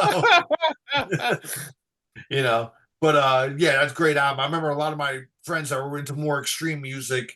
They kind of introduced me to like that stuff, man, and I was like, wow, it's fucking crazy this album, but it's good. You know, I love the riffs and all the music. Really, really good, man. So Yeah. So then I get to my number 7. I'm just gonna say Metalheads. You're not gonna like me on this episode. Because I picked Oingo Boingo, In Excess, Arcadia, Loverboy, and now I'm gonna pick Simple Minds, Once Upon a Time. I love this album. Live and Kicking, Sanctuary, Sanctify Yourself. Once Upon a Time, the title song is fucking amazing. And they had a great double live album, Live in the City of Lights. It's one of my favorite live albums of all time. It's a fucking great band. Jim Kerr, the guitar player, I don't remember his name, but you know, everybody knows Jim Kerr. Fucking, this is their best album. Fuck, Don't You Forget About Me. They didn't write that shit. This album, you need to listen to this, Sparkle and Fade. Fucking old stuff is really good by fucking Simple Minds. If you like some good new wave pop, You like the Police. You should like Simple Minds. They're good, man. I love So Don't Forget About Me. It's funny. I like the song too, but it wasn't their song. They actually wanted to get somebody else. They want to get Billy Idol to sing that for that soundtrack. I thought that was It's funny, man. Jim Kerr, man. There's a New York City DJ named Jim Kerr too. Yeah. It's funny, man. So we get to your number 7, Al. My number 7. I'm actually gonna double up on this because they came out with an EP and an album that year. And it's my favorite Joey Belladonna era album, "Spreading the Disease" by Anthrax. But I'm gonna also throw in "Armed and Dangerous," which is full EP, which came out earlier in the year. So this is the first thing that Joey was on. But again, like the whole I like the Joey Belladonna era. I know a lot of people. I love the first album too. I don't like the first album. Jerry likes. I love the first album, but I don't hate the Joey Belladonna. I love Joey Belladonna. I first got into Anthrax with the Joey Belladonna, with "Spreading the Disease" actually. So that's still my favorite album of that era. So, but this EP is great too, man. I think they do. Well, the "Armed and Dangerous," that's a great song. "Raise Hell," "God Save the Queen," "Metal Thrash" and "Mad Live." That's with Joey, and then "Panic" live. "Panic," I think, is a Smith song that they did on here too. So that's cool. Yeah. So I mean, Anthrax, "Spreading the Disease," doubled up with "Armed and Dangerous." That's my number 7.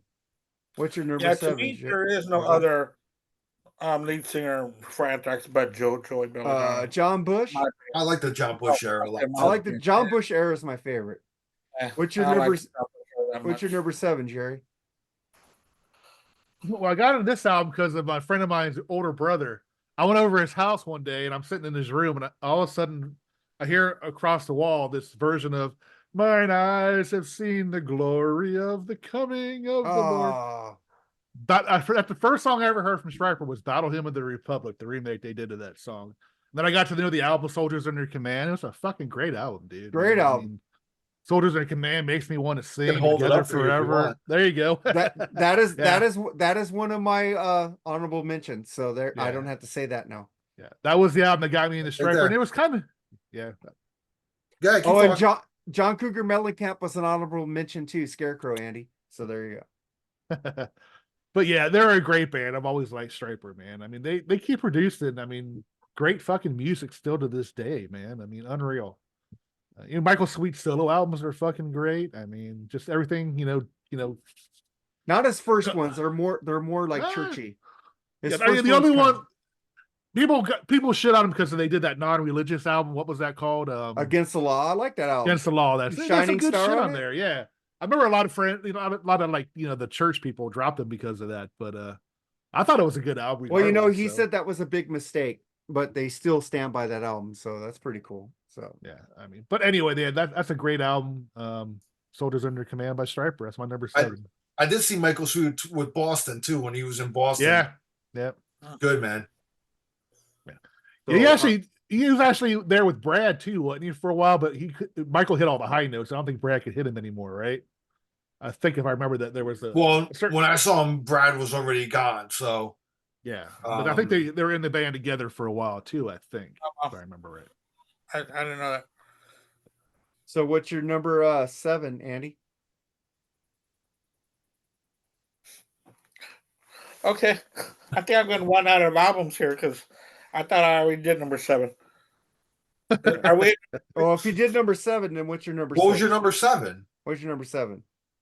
My number 7 was wasn't it John Mellencamp? Okay, so then go to your number 6 then. Yeah, so it's number 6 now. Okay. Yeah, my number 6. It's these guys. I was talking about the praise that I really like Bruce Kulick on guitar with his band. Talk about Asylum. Yeah, is my number 6. The Gene songs here are really good, man. But Bruce Kulick really did take the band to another level with his guitar playing. And Asylum, the songs on here: "King of the Mountain," "Who Wants to Be Lonely," Radar for Love.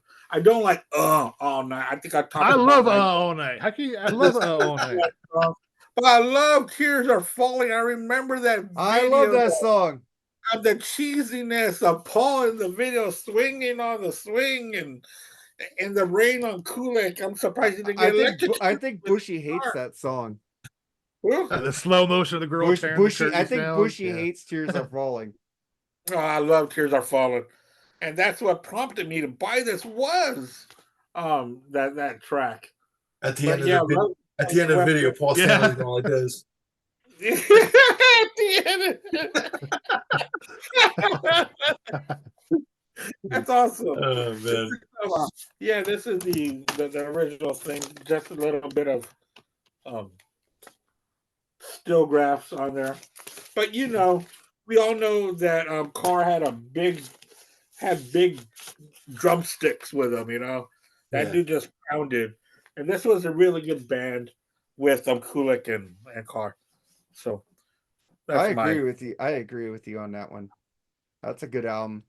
And then I'll get to Scribbles number 6, Wasp, The Last Command. That's a great album. Great album too, man. I didn't know them back then, so it wouldn't be on my radar back then.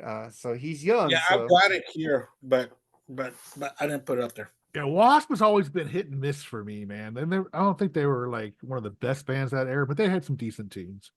Yeah, they're great live. Well, I saw them with Armored Saint twice.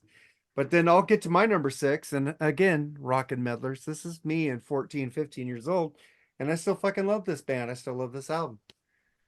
Hooters, Nervous Night. And We Dance, Day by Day, All You Zombies. They're the ones who wrote Time by Time for Cyndi Lauper, Eric Hyman, Rob. Time After Time. They wrote Time After Time. It's a great song, fucking Blood from a Stone, Great Hanging song. on a Heartbeat. All You Zombies is like played on rock radio still to this day. Oh, wow. I've never It's heard like, of it. You never heard All You Zombies Hide Your Faces. Oh. All you people in the streets. Oh, All yeah, you I know that sitting song. in high Yeah. places. The rain's gonna fall on you. Yeah. No. That song Hey, is Mark, so it's got back it- huh? Well, What's that Mark's not really singing the melody. I don't know how to do it. Mark's This- not the best singer in the world. Day by day, and we danced like a wave on the ocean. They had the video where the kids, they were seeing them at a movie theater, and they were popular then, man. Yeah, they're great. They played this. They got their name because they played this keyboard blow tube thing, and it's called the Malacca, and they just nicknamed it the Hooter. So it's pretty cool. Pretty good band. I was fooled by the name of the band when I saw their videos. And those two also wrote Joan Osborne's "One of Us," so they're great really? songwriters. Ooh. Yeah, I like that song. I like they, that song. They wrote that Hey, Mark, song. what's What that back there on What? top of your chair there? Trevor on the top? Rabin? Okay. That's It didn't look familiar to his me. album "Don't Look Back," produced by Bob Ezrin. Great album. Okay. So we get to let's see. I did my number 6. Al, your number 6. Andy could have held it up for me. It's Run DMC's King of Rock, man. Dude, I mean, that album just I was fully, I got into Run DMC in their first album when that one came out, and I saw the King of Rock video, dude, where they walk into the museum, it's like a Rock and Roll Hall of Fame almost. They predicted it. Yeah. And I was like, damn, man, I love this group, man. So I'm not gonna say much more. I know King of Rock was great, man. I loved Run DMC in the 80s, man. They were like one of my favorites. So great album. That's my 6. But man, they hit their stride with a Raising Hell. Raising Hell, It was a motherfucking album. Yeah. All right, Jerry, your number 6. My number 6. This is gonna probably be on one of you guys. But I guess it's not going to be on Andy's because he kind of gave that away at the beginning of the show. Rat's Invasion of Your Privacy, man. I love that fucking album, dude. It's my favorite Rat album. You're in Love, Lay It Down, man. Talk about some fucking tasty riffs on that album, man. Warren rules, man. Love the guy. Love Rat too. I kind of lost track of Rat when what was it? Reach for the Sky didn't care for that album too much. Oh, I but love Reach for the Sky. Pre Cities- Reach for the Sky Rat. I City think to is, City, Way Cool Jr. I love I that hate album. Way Cool Jr. I couldn't Oh, Way fucking Cool stand that Jr. I song. love Way Cool Jr. I love That's that what kind song, of man. that's Me what kind of too. that and I Want a Woman or something like that. Not some City little to girl or something. City It was just ruled. I moved. it was just I don't know. city It just to city. me, you know, I just didn't care for them after that too much. But man, before that, dude, they were a force, dude. And this album is no thing to scoff at, man. No It's a great slouch. fucking album. I dude. totally Yeah, slouch, disagree there with you on Thank Reach for the Sky. That's my underrated fucking that album and Dancing Undercover. Like my two favorites almost. Yeah. Love those fucking two albums. But yeah, that's a great album, Jerry. And then we get to your number 5, Andy. Nah. Who, me? Yeah, Andy for number 5.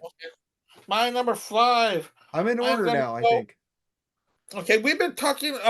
I have been talking about John Fogerty, center field.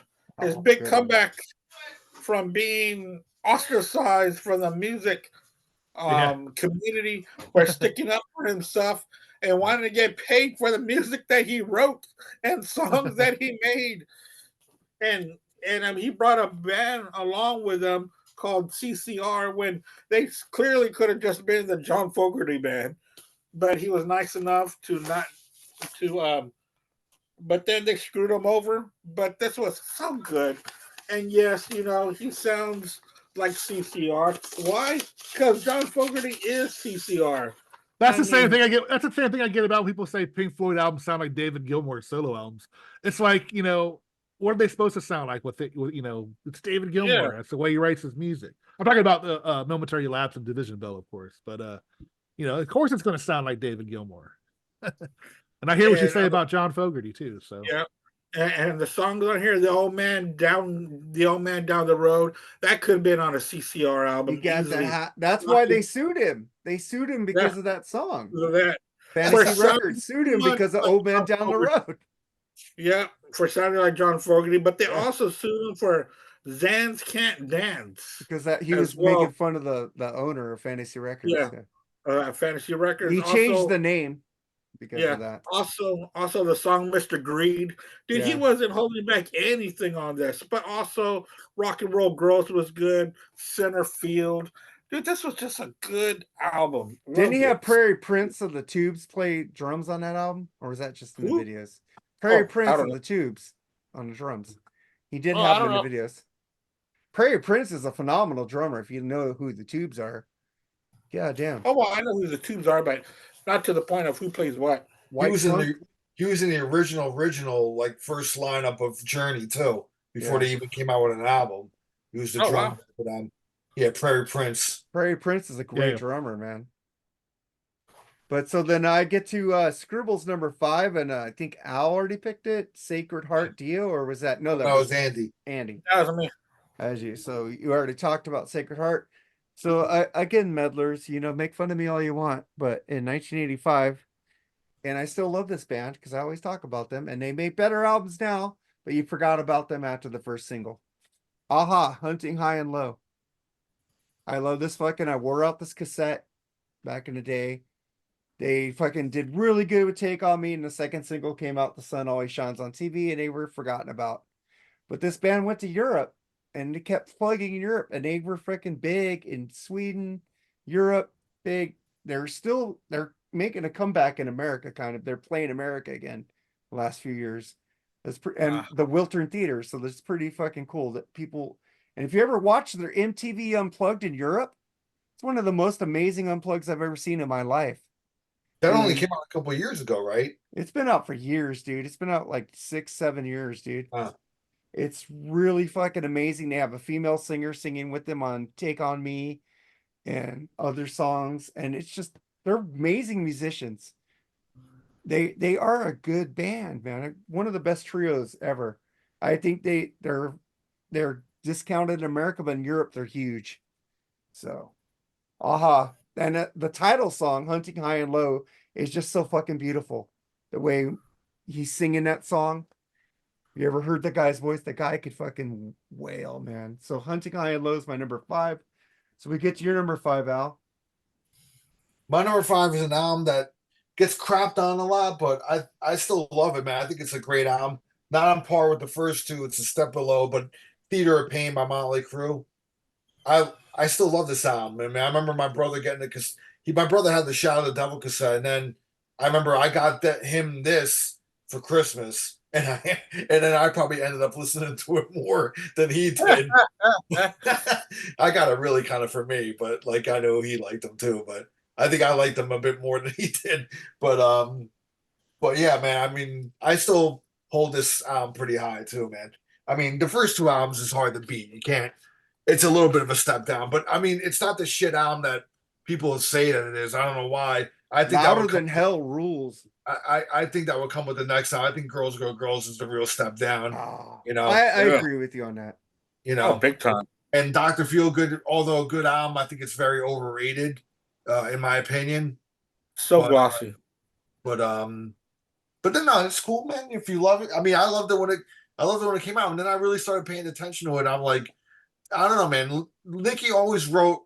I always thought he was a great lyricist. Actually, if you really listen to the early Motley Crue stuff and really like read the lyrics, man. I mean, he had this dark kind of sensibility to his lyrics, and then to me, like Dr. Feelgood, I mean, he started falling into the cliches of like heavy metal, like Sticky Sweet, She Goes Down. I mean, come on, Nicky, you can write better lyrics than that, but I digress. The album was huge for them, but I still think I still love this album way better. So that's my number 5. Number 5, Jerry. I mean, Al and Andy can lift this up together if you want, but I love ZZ Top's fucking Afterburner album, dude. That album fucking rules. There you go, man. Rough Boy is one of my fucking favorite ZZ Top songs. That's such a beautiful tune, man. I love the melody of it and the sound of it. Velcro Fly, Sleeping Bag, good stuff, dude. I thought it was a great follow-up for Eliminator. I mean, they are connected, sound-wise, I get that, but man, I love that album. So that's I on my agree. list. I agree with you back then, but now that I listen to it, I'd like to hear the live tracks better. Yeah, that actually is a band when it first came out that I did like that album, so I didn't have to wait a couple years when I heard, that album. So, but it's I think it's it's a great album, dude. Yeah. Deserves a lot of respect, I think. I agree with you. I listen to it still, but if I have the live tracks, I'd rather hear them because they're really good. So we get to your number 4, Andy. My number 4 is going to be. I'm pretty sure this is going to be on y'all's list. It should be. But I put at number 4, Power Windows by Rush. Yes. I was hearing this yesterday, and dude, I love it so much more now. I mean, I know that people complain a lot or whatever about their keyboard usage in the 80s. Have you heard those riffs? But Alex Lifeson just comes out on this album pissed off. Just these solos that he was just turning out that people are just ignoring, like there's no guitar on Power Windows, that you haven't heard Power Windows. There's plenty of it, man. Power Windows by Rush. It's just not the blazing distortion of like the 70s and early 80s. That's He's probably ripping. why. No, Yes, he is. I said that on the review on Freeform that people just hear the keyboards. Are you listening to Alex play? Exactly what I said, Andy. Are you listening to what Alex is playing on that album? I think. Yeah, go ahead, Andy. I'm sorry. Go ahead. No, sorry, Andy. I'm gonna get. I was just happy somebody agreed with me on that. I'm gonna get to it anyway. So yeah, me too. Yeah, I was just gonna say that the guitar overpowers the keyboards on this album. It really does. It does. Yeah, Andy, I love you. I mean, I wouldn't say it overpowers the keyboards. I mean, there's a space for the two of them. I wouldn't say it overpowers the keyboards, but it sticks out.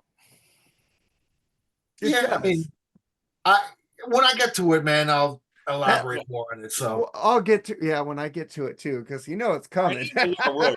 I think Jerry might still have it out there. I don't think anybody will have this album that I'm going for. My number 4. I'll cut the suspense. No, I don't have that. Okay. The Cure, The Head on the Door. I love this fucking album. In Between Days. Oh God, this album. I tell you what, my daughter saw them a few months ago, and I tell you what, I think she had the best time of her life seeing them. So kudos for that. So Close to Me. This fucking album is amazing. I love Robert Smith. I love the fucking Cure. Yeah, Jerry. Robert Smith is a genius, just like The Danny Cure is Elfman. amazing. I love the Cure. I just think their music's kind of boring to me. That's all. I mean, if you like them, you like them. I mean, There's so many layers to it. You like Susie and the Banshees? no, Oh, No, I don't either. I don't like that stuff like Morrissey and shit like that. The Oh, I Smiths, I love just the never got Smiths. into that type, man. I'm in the Oh, you fit, the sound like Smiths, Smith, the too. Fix, Psychedelic Furs. I like the I love all that Fix. stuff, man. But, And then we get to Scribbles number 4, DJ Jazzy Jeff and the Fresh Prince Oh, Rock wow. the House. I don't know that album. Wow. Wow. Does that What album? one have Parents Just Don't Understand, or that was before that? I No, think that I was think early. it's That was before that. earlier, I think. That was This is earlier. Early, early. right? Okay. I didn't even know that they had an album in '85. I thought I didn't know either. I just know Parents Don't Understand. Only song I know, And I or think that was- Summertime. I know Summertime. Summertime was a good song. Summertime's a Summertime. jam, bro. Summertime's That's a jam, I man. like Summertime. But then we get to your number 3, Al. No, it's 4. I know 4, my Al. Adidas got me zips. My number 4, and I don't have the CD with me either, but I'm going REM's Fables of the Reconstruction. You That know was what's on my- funny about that? Before you start that, I'm not an REM fan, but there's something about that Thank you, album Andy. that I like. It's dark. It's like Yes. darker. Yeah, Am I right? I do like that album. it is Yeah. darker, man. It opens up with Feeling Gravity's Pull, which is, I think, a fucking awesome song. I love that song. I just love, me and Andy were talking about them yesterday on the show, man. I love the early REM, dude. I mean, I think they're fucking The IRS years are the best. such great musicians, man. And I think Peter Buck is a underrated guitar player. Like the way he filled out the sound and the space. But I mean, again, and Mike Mills on bass and the way he played bass, it was almost like lead bass. We really like he was playing. I mean, very Plus very. he was the Michael Anthony of that band. No, he Yeah. was the John Paul Jones of that band. I think he was the Secret Weapon. I'm talking about his vocals though. The His highs. vocals, yeah, true, yeah. He had the high vocal. Great, he did great harmonies with Michael Stipe, you know. And the album's got Driver 8 on there too. I can't get there. Great Good driver tune, man. rate. Yeah. There's a lot of great songs on this album. What was dude. the album with Fall on Me? I have it. I just can't. That's the remember. Life's Rich Pageant. That album rules too, man. Yeah. Have you ever heard That their B-sides album? Their B-sides album where they do Aerosmith's Toys in the Attic? Yeah, that's Fucking great. that's Dead Letter Office. That album rules. Oh, really? I don't have that one. Dead Letter Well, Office rules. Yeah, Dead Letter Office is if you want the Chronic Town EP on like CD, get that CD because the whole thing is on there, included on there. So, but I yeah, got the record, but not the CD. going back to Fables of Reconstruction, and this is when kind of I remember I had a couple of friends in Murmur rule too. in junior high that were really kind of getting into like the college rock kind of thing because that's what they were considered back then. So they called them, and Rock, yeah. they were making like mixtapes. They would give me like, let me borrow. And REM kind of, this was like kind of the first album that kind of connected with me. Like the first thing I kind of heard by them, you know. And then I remember seeing MTV and they would play the videos on MTV and stuff like, you know, I think they had the 100. Did they have 120 minutes? Yeah, I think they did. Not with Murmur, but they had it on Fables, I think. Yeah, so like that was like the alternative Headbangers Ball, like kind of Jackson. It was JJ Jackson who did the first time. Who started that out, right? Yeah, he started it out. Yeah. Oh, but anyway, REM is gonna be my number 4. I love early REM, the IRS. I mean, I do like them later on too, but those IRS years are awesome, man. Oh, they're the best. And then they went out with a bang with the last 3 albums because they weren't happy with the albums before that. They went old REM, fucking great shit. Yeah, because the 90s, we were just talking about it. They fell into that trap of being 90s rock with everybody else. Yeah. And they got away. And then they said, fuck it, we're going to make 3 albums and quit. Like, fuck, that's rock and roll right there, man. Yeah. Dude, when you listen to their music, man, it might on the surface it could kind of sound simple, but when you really like listen to it, man, there's some sophisticated stuff being played by that man. I think there's layers. Yeah, there's layers in there. So many layers of them. You know, and And Bill Berry, man, I think he's an underrated drummer too. I think he's a fantastic drummer, man. You know, That's when they went powerhouse. downhill when he retired. When he left, I think that's kind of like when I kind of fell off for REM. Yeah. You know, Well, didn't he have like a brain aneurysm or something? Yeah, Yeah. he did. Yeah. I saw that tour, the Monster tour. I saw that tour because they didn't tour for like 5 years before that.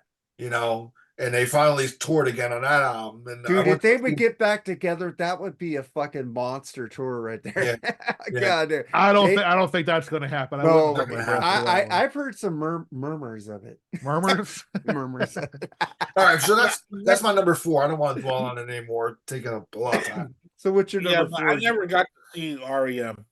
Ever. What's your number 4, Jerry? Number 4 is another cool 80s band. And this is one of my favorite guitar players. He just released an album that I was so disappointed on. I got so pissed off by listening to it. I can never listen to it. It's just awful. But George Lynch is one of my favorite guitar players. That's what I'm talking about. I'm talking about That comes out next week. Dawkins Under Lock and Key. We just did a Lynch Mob, his last album, and it was I don't believe that's George Lynch playing on that album. It's that bad, in my opinion. Because George Lynch is one of the new Lynch Mob album. Oh, I haven't really heard it, man. Oh, It's Babylon. It's well, called Babylon. Check yeah, check out the it's fucking terrible. What? I don't care. We haven't really that comes out next Who week. cares? Who the fuck cares? The opinion's not going to change. It's just I refuse to believe that's George Lynch playing that album because there's hardly any fucking guitar on it. But anyway, back to Under Lock and Key, man. That's what my favorite Dawkins album. That's a great album, man. Fucking The Hunter, Unchained the Night, In My Dreams. There you It's go. it's not love, man. What a fucking great video that was too, man. One of my favorite videos. But yeah, they were a cool band, and I love their last album too. I just got it for Christmas. I haven't listened to it yet, but It's good. Under Lock and Key, man, I fucking love that album. That was on my That's number 4. top 10 albums of the year, man. Was the latest Dawkins one. Yeah, Yeah. it was. So what was I going to tell you? Well, Jerry, so everybody the Lynch Mob episode will be out in a week and a half. So check that out. There's other I'm people- so pissed off about that. It was that bad. man. Hey, It was Charles terrible. left the podcast after that episode. Yeah, I was thinking about quitting too after that piece of shit. Really? No, I'm Fuck. just kidding, dude. All It's right. awful. All right. So what's your number 3, Andy? My number 3, it was already touched on by Al, but Theater of Pain. That's gonna be my number 3. And I was trying to figure out. I was like, when did I talk about this album? I talked about it recently. It was my top pick for 1985 when we did 1980 to 1991 last week on the BS sessions. But then I forgot to talk about others that I like better. But still, City Boy Blues, Fight for Your Rights, Home Sweet Home was one of the first rock songs I fell in love with. Louder Than Hell, we talked about that. Tonight We Need a Lover. Keep Your Eye on the Money. Keep Your Eye on the Money. One of my favorites on there. It's so good, man. It's a good album. And still, those are my favorite 3. The first 3 Motley Crue are my favorites. Other than that, I can not hear those others. Well, Jerry, you brought up Dawkins Under Lock and Key, which I totally forgot about, which should have been on this list, but I'm not going to change it now. That's a fucking great album. That should have been on my list. To That be honest should with you, have- that should have been on my list as That well. should have been on my list. I ain't gonna lie, it wasn't on my list. Jerry, fucking kudos for that pick because thank you, Jerry. That's an amazing album. I'm Jerry glad picked that, up the slack on that one. that was a great fucking pick there. About time Jerry. the fucker did something. But I ain't gonna, I don't think any of you guys, maybe Jerry will pick it. I don't know. Maybe Al. I have no idea, but I fucking love this album. This band was all over MTV after their album Midnight Madness, and they did their own slots, like doing 7 Wishes with a genie on there on MTV. I remember Jack Blades and Kelly and your guy. What's your guy's name? He was on there. Brad Jeff Gillett? Watson. Jeff Watson. Jeff Watson? Seven Wishes. That's Yeah. a good album. There's They were good guest stuff on there. DJs. 4 in Good the stuff. morning, fucking I Need a Woman, Sentimental Street, Night Machine, Goodbye, I Will Follow, This Boy Needs to Rock, Faces, 4 in the morning. The title track, 7 Wishes, Rise to the Sun with 7 Wishes, Turn into Stone. I fucking love Jack Blades. Of course I'm gonna pick fucking Night Ranger Charles. You know, you get a bonus on the show. You get Mark Alden Taylor karaoke as well, man. I mean, He gives it 100%, doesn't he? Ah, Yeah. fuck that. He gives it his all. And then we get to, well, I can't do karaoke of this fucking band. Slayer, Hell Awaits by Scribble, his number 3. Yeah. Love that album, man. Fuck What yeah. are we on number 3? I give you Scribble, I give you kudos on that one. So what's your number 3, Al? My number 3, man. Kiss Asylum. Nice. Hey, Andy touched it all on there, man. But like, Jerry's gonna have that. Jerry's gonna have that. yeah, this was like one of the, this and Animalize was like really the first kind of physical like Kiss, like cassettes that like my older brother had them, man. And I listened to them. I knew about Kiss earlier than that, actually, but I never really had any of their albums, man. You know, but that's when I really started getting into Kiss with those 2 albums. So Asylum, I was full on, man. I was into it, you know. So Those outfits, man. Wow. yeah, they were at their worst image wise, but That made me watch the videos though, because they were so colorful. And there was a flaming you know. thing. Paul was jumping through. What did Gene Simmons call himself? Like he said he was like He looked like a transvestite or something. no, like but that is what he no, said but he looked who's like. Hey, we like transvestites. who was the woman that he was from the Golden Girls? Oh, B. Arthur? B. Arthur, yes. Yeah. B. Arthur, With the shoulder pads. yeah. Yeah. Oh man, hilarious, man. You know. Dog one. But yeah, Kiss Asylum, man. That's gonna be my number 3. So What's your number 3, Jerry? Well, fucking Scribble, motherfucker, just stole my thunder, man. Hell Well, then you Awaits. could talk Hell about it. Awaits. Nobody Hell talked Awaits by about it. Slayer, dude. Just when you think they couldn't beat Show No Mercy, they came out with this fucking masterpiece of thrash. See, I didn't put Hell Awaits on my list because they weren't on my radar yet. So like at that time. So I kind They of weren't on mine either, but like I said, I got to them in the late 80s. yeah, no, you can do whatever you want with your list, bro. Yeah. It's the They, beauty. they of were it. never on my radar, so that's cool. Dude, Shut up. Crypts of Eternity, man. Hardening of the arteries. The title Yeah. fucking track, dude. At Dawn They Sleep. I love it. Dude. I love in the beginning with the backwards, you know, and it's join us, but backwards. Yeah. You know, join us. And- you know, and it's so creepy, man. Like hearing that. And there's nobody that can fucking scream like Tom Araya, dude. He's the fucking ultimate fucking thrash screamer, dude. Yeah. Fucking Slayer rules, man. Yeah, definitely one of my favorite thrash bands. Definitely deserving of being in the big 4. And that album rules. Slayer's a fantastic band. I like Slayer. 3 against 1. All right, Andy, what's your number 2? My number 2, Jerry just touched on it. But I will add a little bit to it, Dawkins. Beautiful.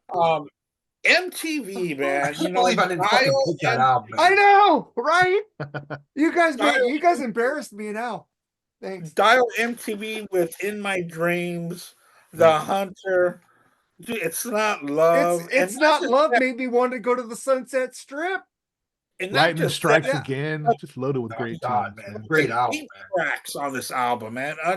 Unchained the Night, The Hunter, Slipping Away is a really good ballad where Lightning where Strikes Don Again. really show off his vocals. You know, Jaded Heart, Till the Living End. This was just fantastic, man. Till the Living This End was a was thrash one of my song. favorite albums. Now, this album I did get into when it came out. I used to have the cassette when it had came out. I think me and Al both had it. I probably still do have the cassette, I think. But yeah, man. This was very important to me. The only reason I'm pulling out cassettes like and showing them because they're like the ones that I have out here in like my house. Like I got to go to my storage unit to get my CDs. They're all like packed away in boxes. I got to get them out. I'm still like organizing and shit. So It's gonna trying take to, you like- months. yeah, it's gonna take me a while. So Yeah, it's good.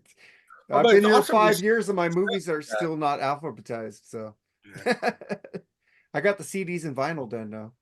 Now, I need to find something for my CDs. I just got them all stacked up on this I industrial sent like you metal a shelf. thing from Amazon. But I have like 550 CDs. Yeah, this man. I don't one know how held to 1,000. Oh, you did? Yes. I don't remember you sending me anything. I sent you a link for a I don't know, dude. You CD keep saying you're sending me shit, but I never get it, and I check too. No, I try to help, man. So then we get to your number 2, Jerry. Number 2, this was mentioned earlier. I think it was Or you. number 3. You're number 3, right? Oh, I already said number 3. That was Slayer. All right. So then you're a number 2, Andy. No, he just did. Andy just did his number 2, right? Okay, so Yeah, then I just did my then number it's 2. me then right now. Yeah. So we've already talked about this album. Yes, Andy, I don't care if you don't like it. Seeing this blonde on this cover at a fucking 15-year-old Andy kid. loves it, man. God damn. You're in love. Lay it down that fucking video and fucking Mr. Tyler and you just see Warren DeMartini just starting that fucking cool ass riff. God dang, this band is cool as fuck. And this album does not get old to me. I know a lot of people like grew out of it, like you, Andy. I never did. It all I've, ne- sounds the same to I've me. It never. sounds like This one is a long song. this is a masterpiece. Their first 4, you can't. I don't. Oh. It's fucking really good. Masterpiece. It's better than the Dawkins first 4 because Breaking the Change is okay, but the first 4 Rat is just amazing. As a unit, Give me a break. Oh my god. as a collection, I have to agree with Mark. I think I did like Rad this first few albums better than Dawkins. Yeah, they did. They did the first, and even Dawkins did a 5th one album we did. But I wish I was deaf and I didn't hear that. That's my number 2, and then I wonder if Al has this on his list. Overkill, Fill the Fire. That's Scribbles. I do not.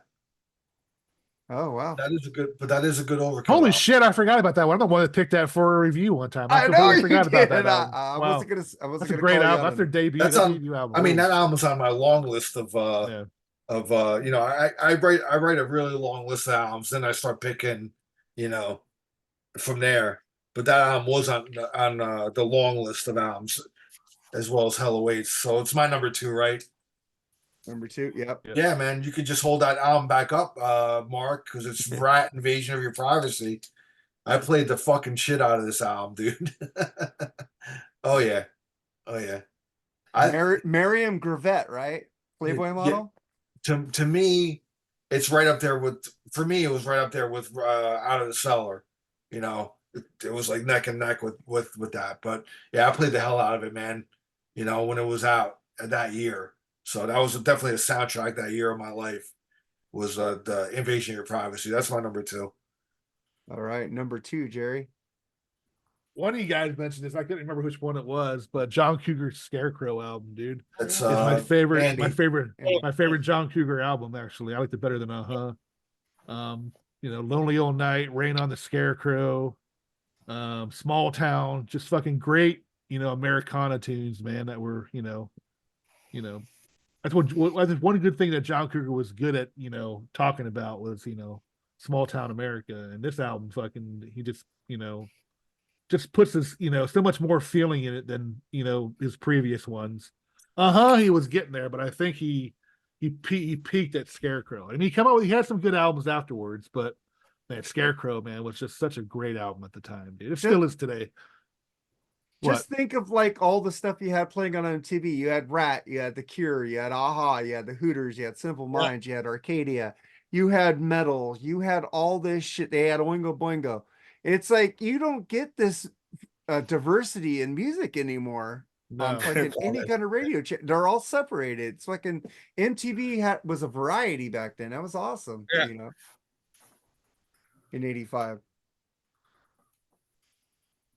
But yeah, okay, that's my number 2, John Cougar Scarecrow. John Cougar Mellencamp, excuse me. Yeah. John Cougar Mellencamp. Yeah. He used to be Johnny Cougar. He's always gonna be John Cougar, man. I'm sorry. All right. So what's your number 1, Andy? My number 1 has not been mentioned at all. And I'm surprised, and I don't think it's going to be anybody's number 1. But it was a debut album as well, and I love this album. Loved it when it came out. I still jam it. Every single song is awesome on here. Outfield, Play Deep. Like that album, dude. I thought about that one. That's on my mention, so I'm crossing that one out. Say It Isn't So, Your Love, I Don't Need Her, Every Time You Cry, 61 Seconds, Mystery Man, All the Love in the World, Talk to Me. Dude, this album was awesome. This 3-piece was killer, man. Especially for someone who's just turning 9. hearing, your love on the radio all the time, and then buying this and just falling in love with it, man. I've always had a special connection to this album, so that's my number one. The outfield, Play Deep. I remember I waited for their second album to come out because of that album, Bangin'. That was a good Bangin'. album too. I like Bangin' too. Yeah, And I then think they- all three. I think all three of them are passed. I think now. Yeah, I think so. I know At the least guitar player. Two of Another them, guitar player died about The 20 years singer ago. died too. A couple years Yeah. ago. Yeah, he died. I don't know about Yeah. the drummer though. I saw He- them he open might up still for be alive. Starship on Knee Deep in Hoopla, which I didn't pick. Really? Yeah, I saw them open. They were really good. Starship was good too because they played a lot of like Jane and stuff like that. Besides, We Built This City, so it was pretty And cool. Sarah, I love the song Sarah. Oh, I love Sarah. I love Mickey Thomas's voice, man. But so we get to Great. let's get to Scribble's number one. If you know Scribble, he loves Megadeth. Of course he's gonna pick Killing Is My Business and Business Is Good. He is such a Megadeth nut He is swinger. big time. he man. loves Yeah. them, man. Almost that's his favorite band. He likes them. I know Metallica's better, Scribble. You're wrong. He doesn't. I just play with him. Right. Then I get to my number one, and everybody should know this. We were already discussing it, Andy. Power Windows Rush. I am shocked by that one. The fucking Middletown Drees, fucking territories. Territories is kind of like today. They shoot without shooting, for a piece of dirt, for color of your shirt. He said, fucking great fucking everywhere you're playing territory, get marathon, from first to last. The peak is never packed, something always fires light. The lyrics that it's like, and he's singing about big money, goes around the world, grand designs, fucking take out those fucking keyboards, listen to Alex play on this fucking album. He is shredding his ass off. I know the keyboard's kind of overbearing a little bit on some of the songs, but when the keyboards stop and you just listen to Alex, this album is hard as fuck. I love this album. It's one of my all-time Rush favorite albums. Fucking love this record. That was my number one. What's your number one, Al? Yeah. I was gonna say, why don't you two discuss it together? Because I knew it was gonna be his number one too. You know it was gonna be my number one, man. Yeah, when Power Windows came out, man, I was a little taken aback about. I mean, obviously it already started with Signals and Grace. I thought Grace Under Pressure was way more guitar heavy than Power Windows. I think Power Windows, the keyboards did take a bit more of a prominence. But if you really listen to Alex, I mean, I think it's some of the most complex playing that Rush has ever done, man. I mean, if you're a musician and you really listen to Geddy's bass lines on that album, man, they're insane. Alex, and I think like the whole keyboard era of Rush actually made Alex an actual all-around better player because he had to compete with the keyboard. So he found inventive ways to kind of weave in and out of the keyboards with his guitar lines. So I think it made him a better all-around player, a more textural player. But I mean, yeah, listen to the solos on there too. There's a lot of blazing solos, dude. That I mean, it because it doesn't have the heavy distortion that's on 2112 or Hemispheres that people dismiss it as like a keyboard heavy album. But I mean, Alex still plays his ass off on it, man. And then Neil's percussion on there too is just went to another level. Like Mystic Rhythms. all the percussion, the electronic percussion that he was integrating into the sound, man, was just really awesome, man. It was just expanding their sound out, more. I think that's the peak of, to me, this album is the peak of their synth period. I enjoy this album much more than Hold Your Fire. I kind of tend to think that Power Windows and Hold Your Fire are like kind of sister albums. To me, Rush albums kind of go in pairs, in a way. Yeah. When they come out with an album, the next Permanent album, Ways, Moving Pictures, yeah, and then Yeah. Signals, Grace Under Pressure. Yeah. I tend to lump the two albums together. So, and then Presto and Roll the Bones, they're similar. You know what I mean? So, but yeah, man. I mean, you touched on all the songs already, so I don't have to go through all of them. But yeah, I mean, I was full in on Rush, man. When that album came out, I was taken aback by the keyboards, how much there are. But what drew me in was the well crafted songs, man. I mean, they were just great songs. So, And getting singing on here is phenomenal too. I Phenomenal. think that might have been like the peak of his like 80s singing, like I mean he was really like, he toned down like the 70s screeching, but he was more smoothed out, but still like had a nice high register to him. So but yeah, that's my number one, man.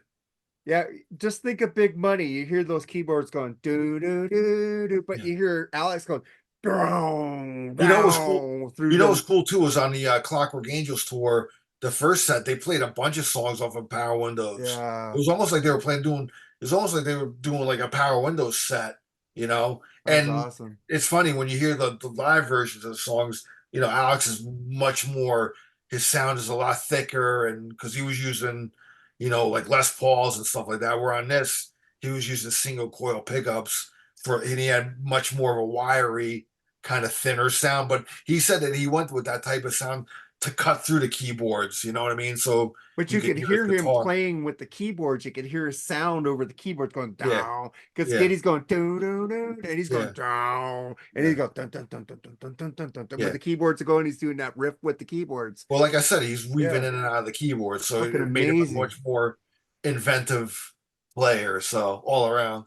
So that's my number one. I love Rush stuff in the shows, Jerry. Like you like Iron Maiden and Led Zeppelin. So what's your number one? Just Asylum. You guys can hold it up for me if you want. I'll hold the mean, cassette I up. knew all three of you guys would pick Kiss. It just fucking starts out with King of the Mountain, a fucking killer ass Rockin' Stanley tune. And then you get into a fucking, but anyway, you slice it by Gene. Great fucking tune. I mean, Trial by Fire. I don't think you guys mentioned Who Wants to Be Lonely. What a great fucking song. That's a that great is. Oh, song. I like too. that song. Fuck, man. And the other song I really don't like off it is Secretly Cruel, but other than that, man, it's a pretty solid album, dude. Love's It a is a Deadly good- Weapon. Love's a Deadly Weapon, man. Fucking killer tune, man. I mean, just The one, I like All Night, man. Great So do fucking I. song, Andy. but the one song I didn't really care for, if I was going to pick a song that I didn't really care for, Radar for Love. I didn't really like Yeah, that that's one, okay. but that's just me. Not a Desmond Child fan, huh?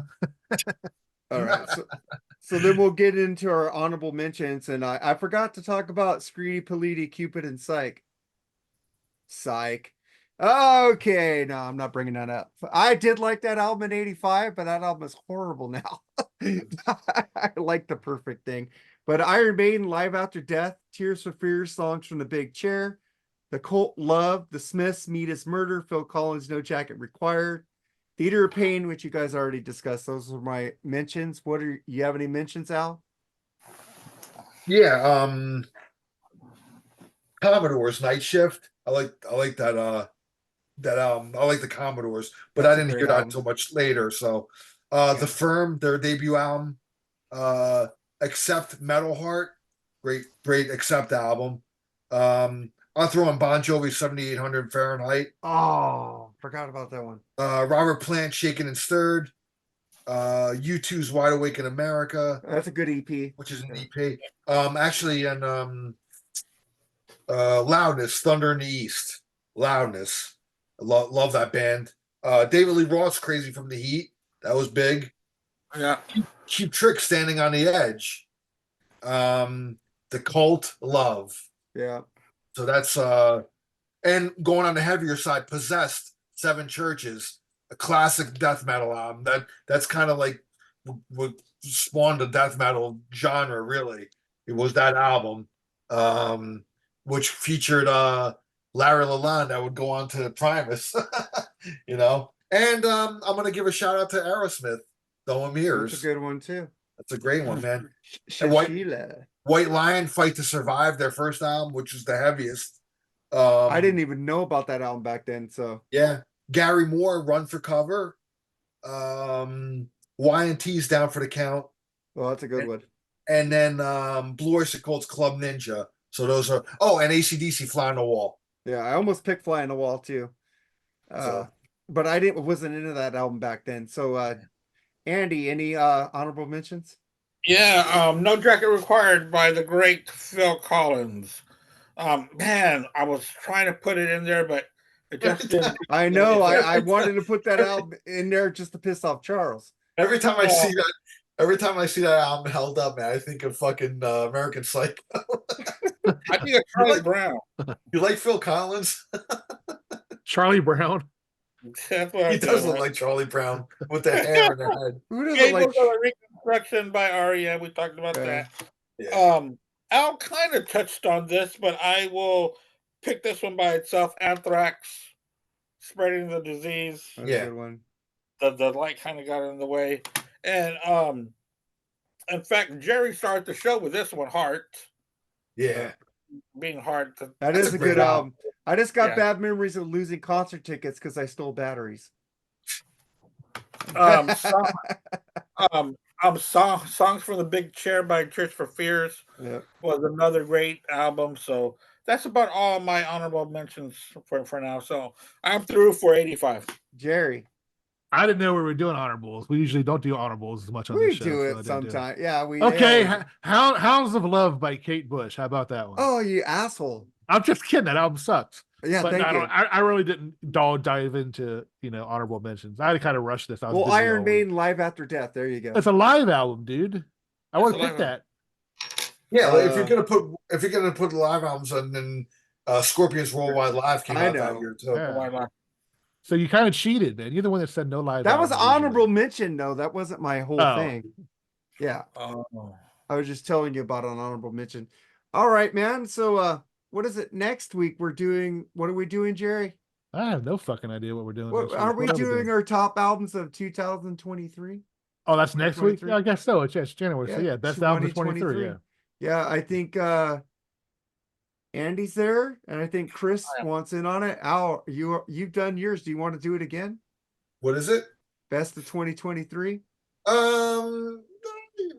Maybe I'll come in on it if you guys need somebody, But if you have a full panel, I'm good, man. Okay. All right. Well, all right, man. I had two new. If somebody people that- drops out, and you need somebody, let me know. All right. Yeah, I had two dropouts today. So thank you for coming in. I put it up in the groups what we're doing, so you guys could say I want in. You guys could Yeah. always say it's an open invitation for both of y'all. Right. So just tell us. Man, these Cleveland fans are going nuts, man. Well, yeah, they haven't won in years, dude. Charles, congratulations if you're watching. I think they're gonna start a But, fire. man, over so here. next week is our best of 2023.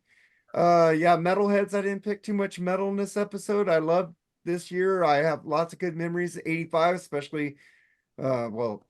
Niners won in the beginning of the year, and the Lakers won in the summer. So that was pretty fucking cool for me in that year. Like 88 was a good year too, with Dodgers, Lakers, and How did the Niners winning. Dodgers do in '85?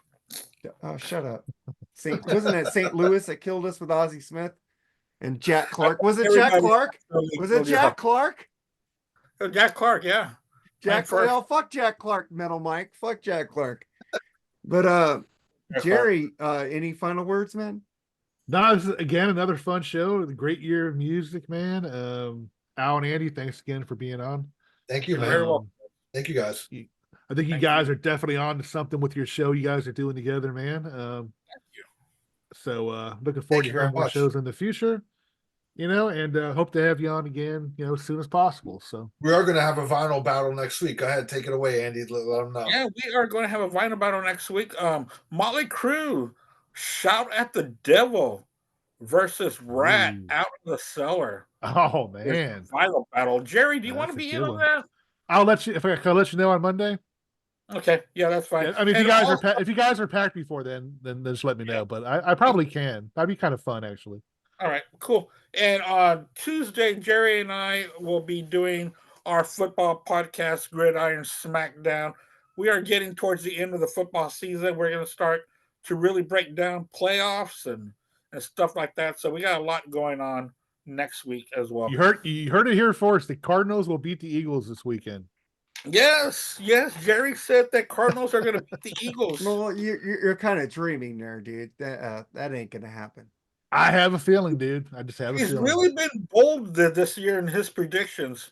Well, my Denver one was actually coming true, and now it's just like, I And thought now Denver was they're gonna, throw away the farm. but I was right. I was right about Kansas City, though.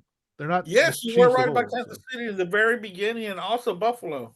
Yeah. that they weren't going to be as good as they had been. But I wasn't buying it on the Chiefs. But man, shit.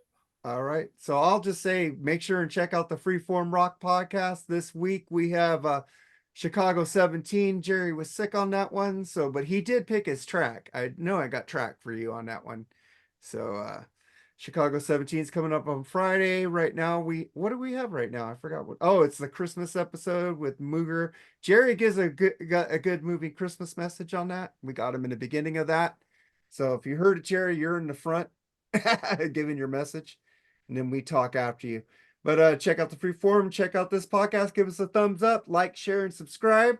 Let's get the fuck out of here, guys. Thank you guys All for right, being guys. on here, and check out the Hey, Blackspinner Happy New Year, Circle. everybody. Happy Check New out- Year. Happy New Year. Yeah, Check Happy out New Year, Black- everybody. Yeah. Oh wait, Merry Christmas, and thank you. You got the. All right, let's get the fuck out of here. All right, I'm love you guys. tongue-tied. All right, Take later, care. guys. Bye.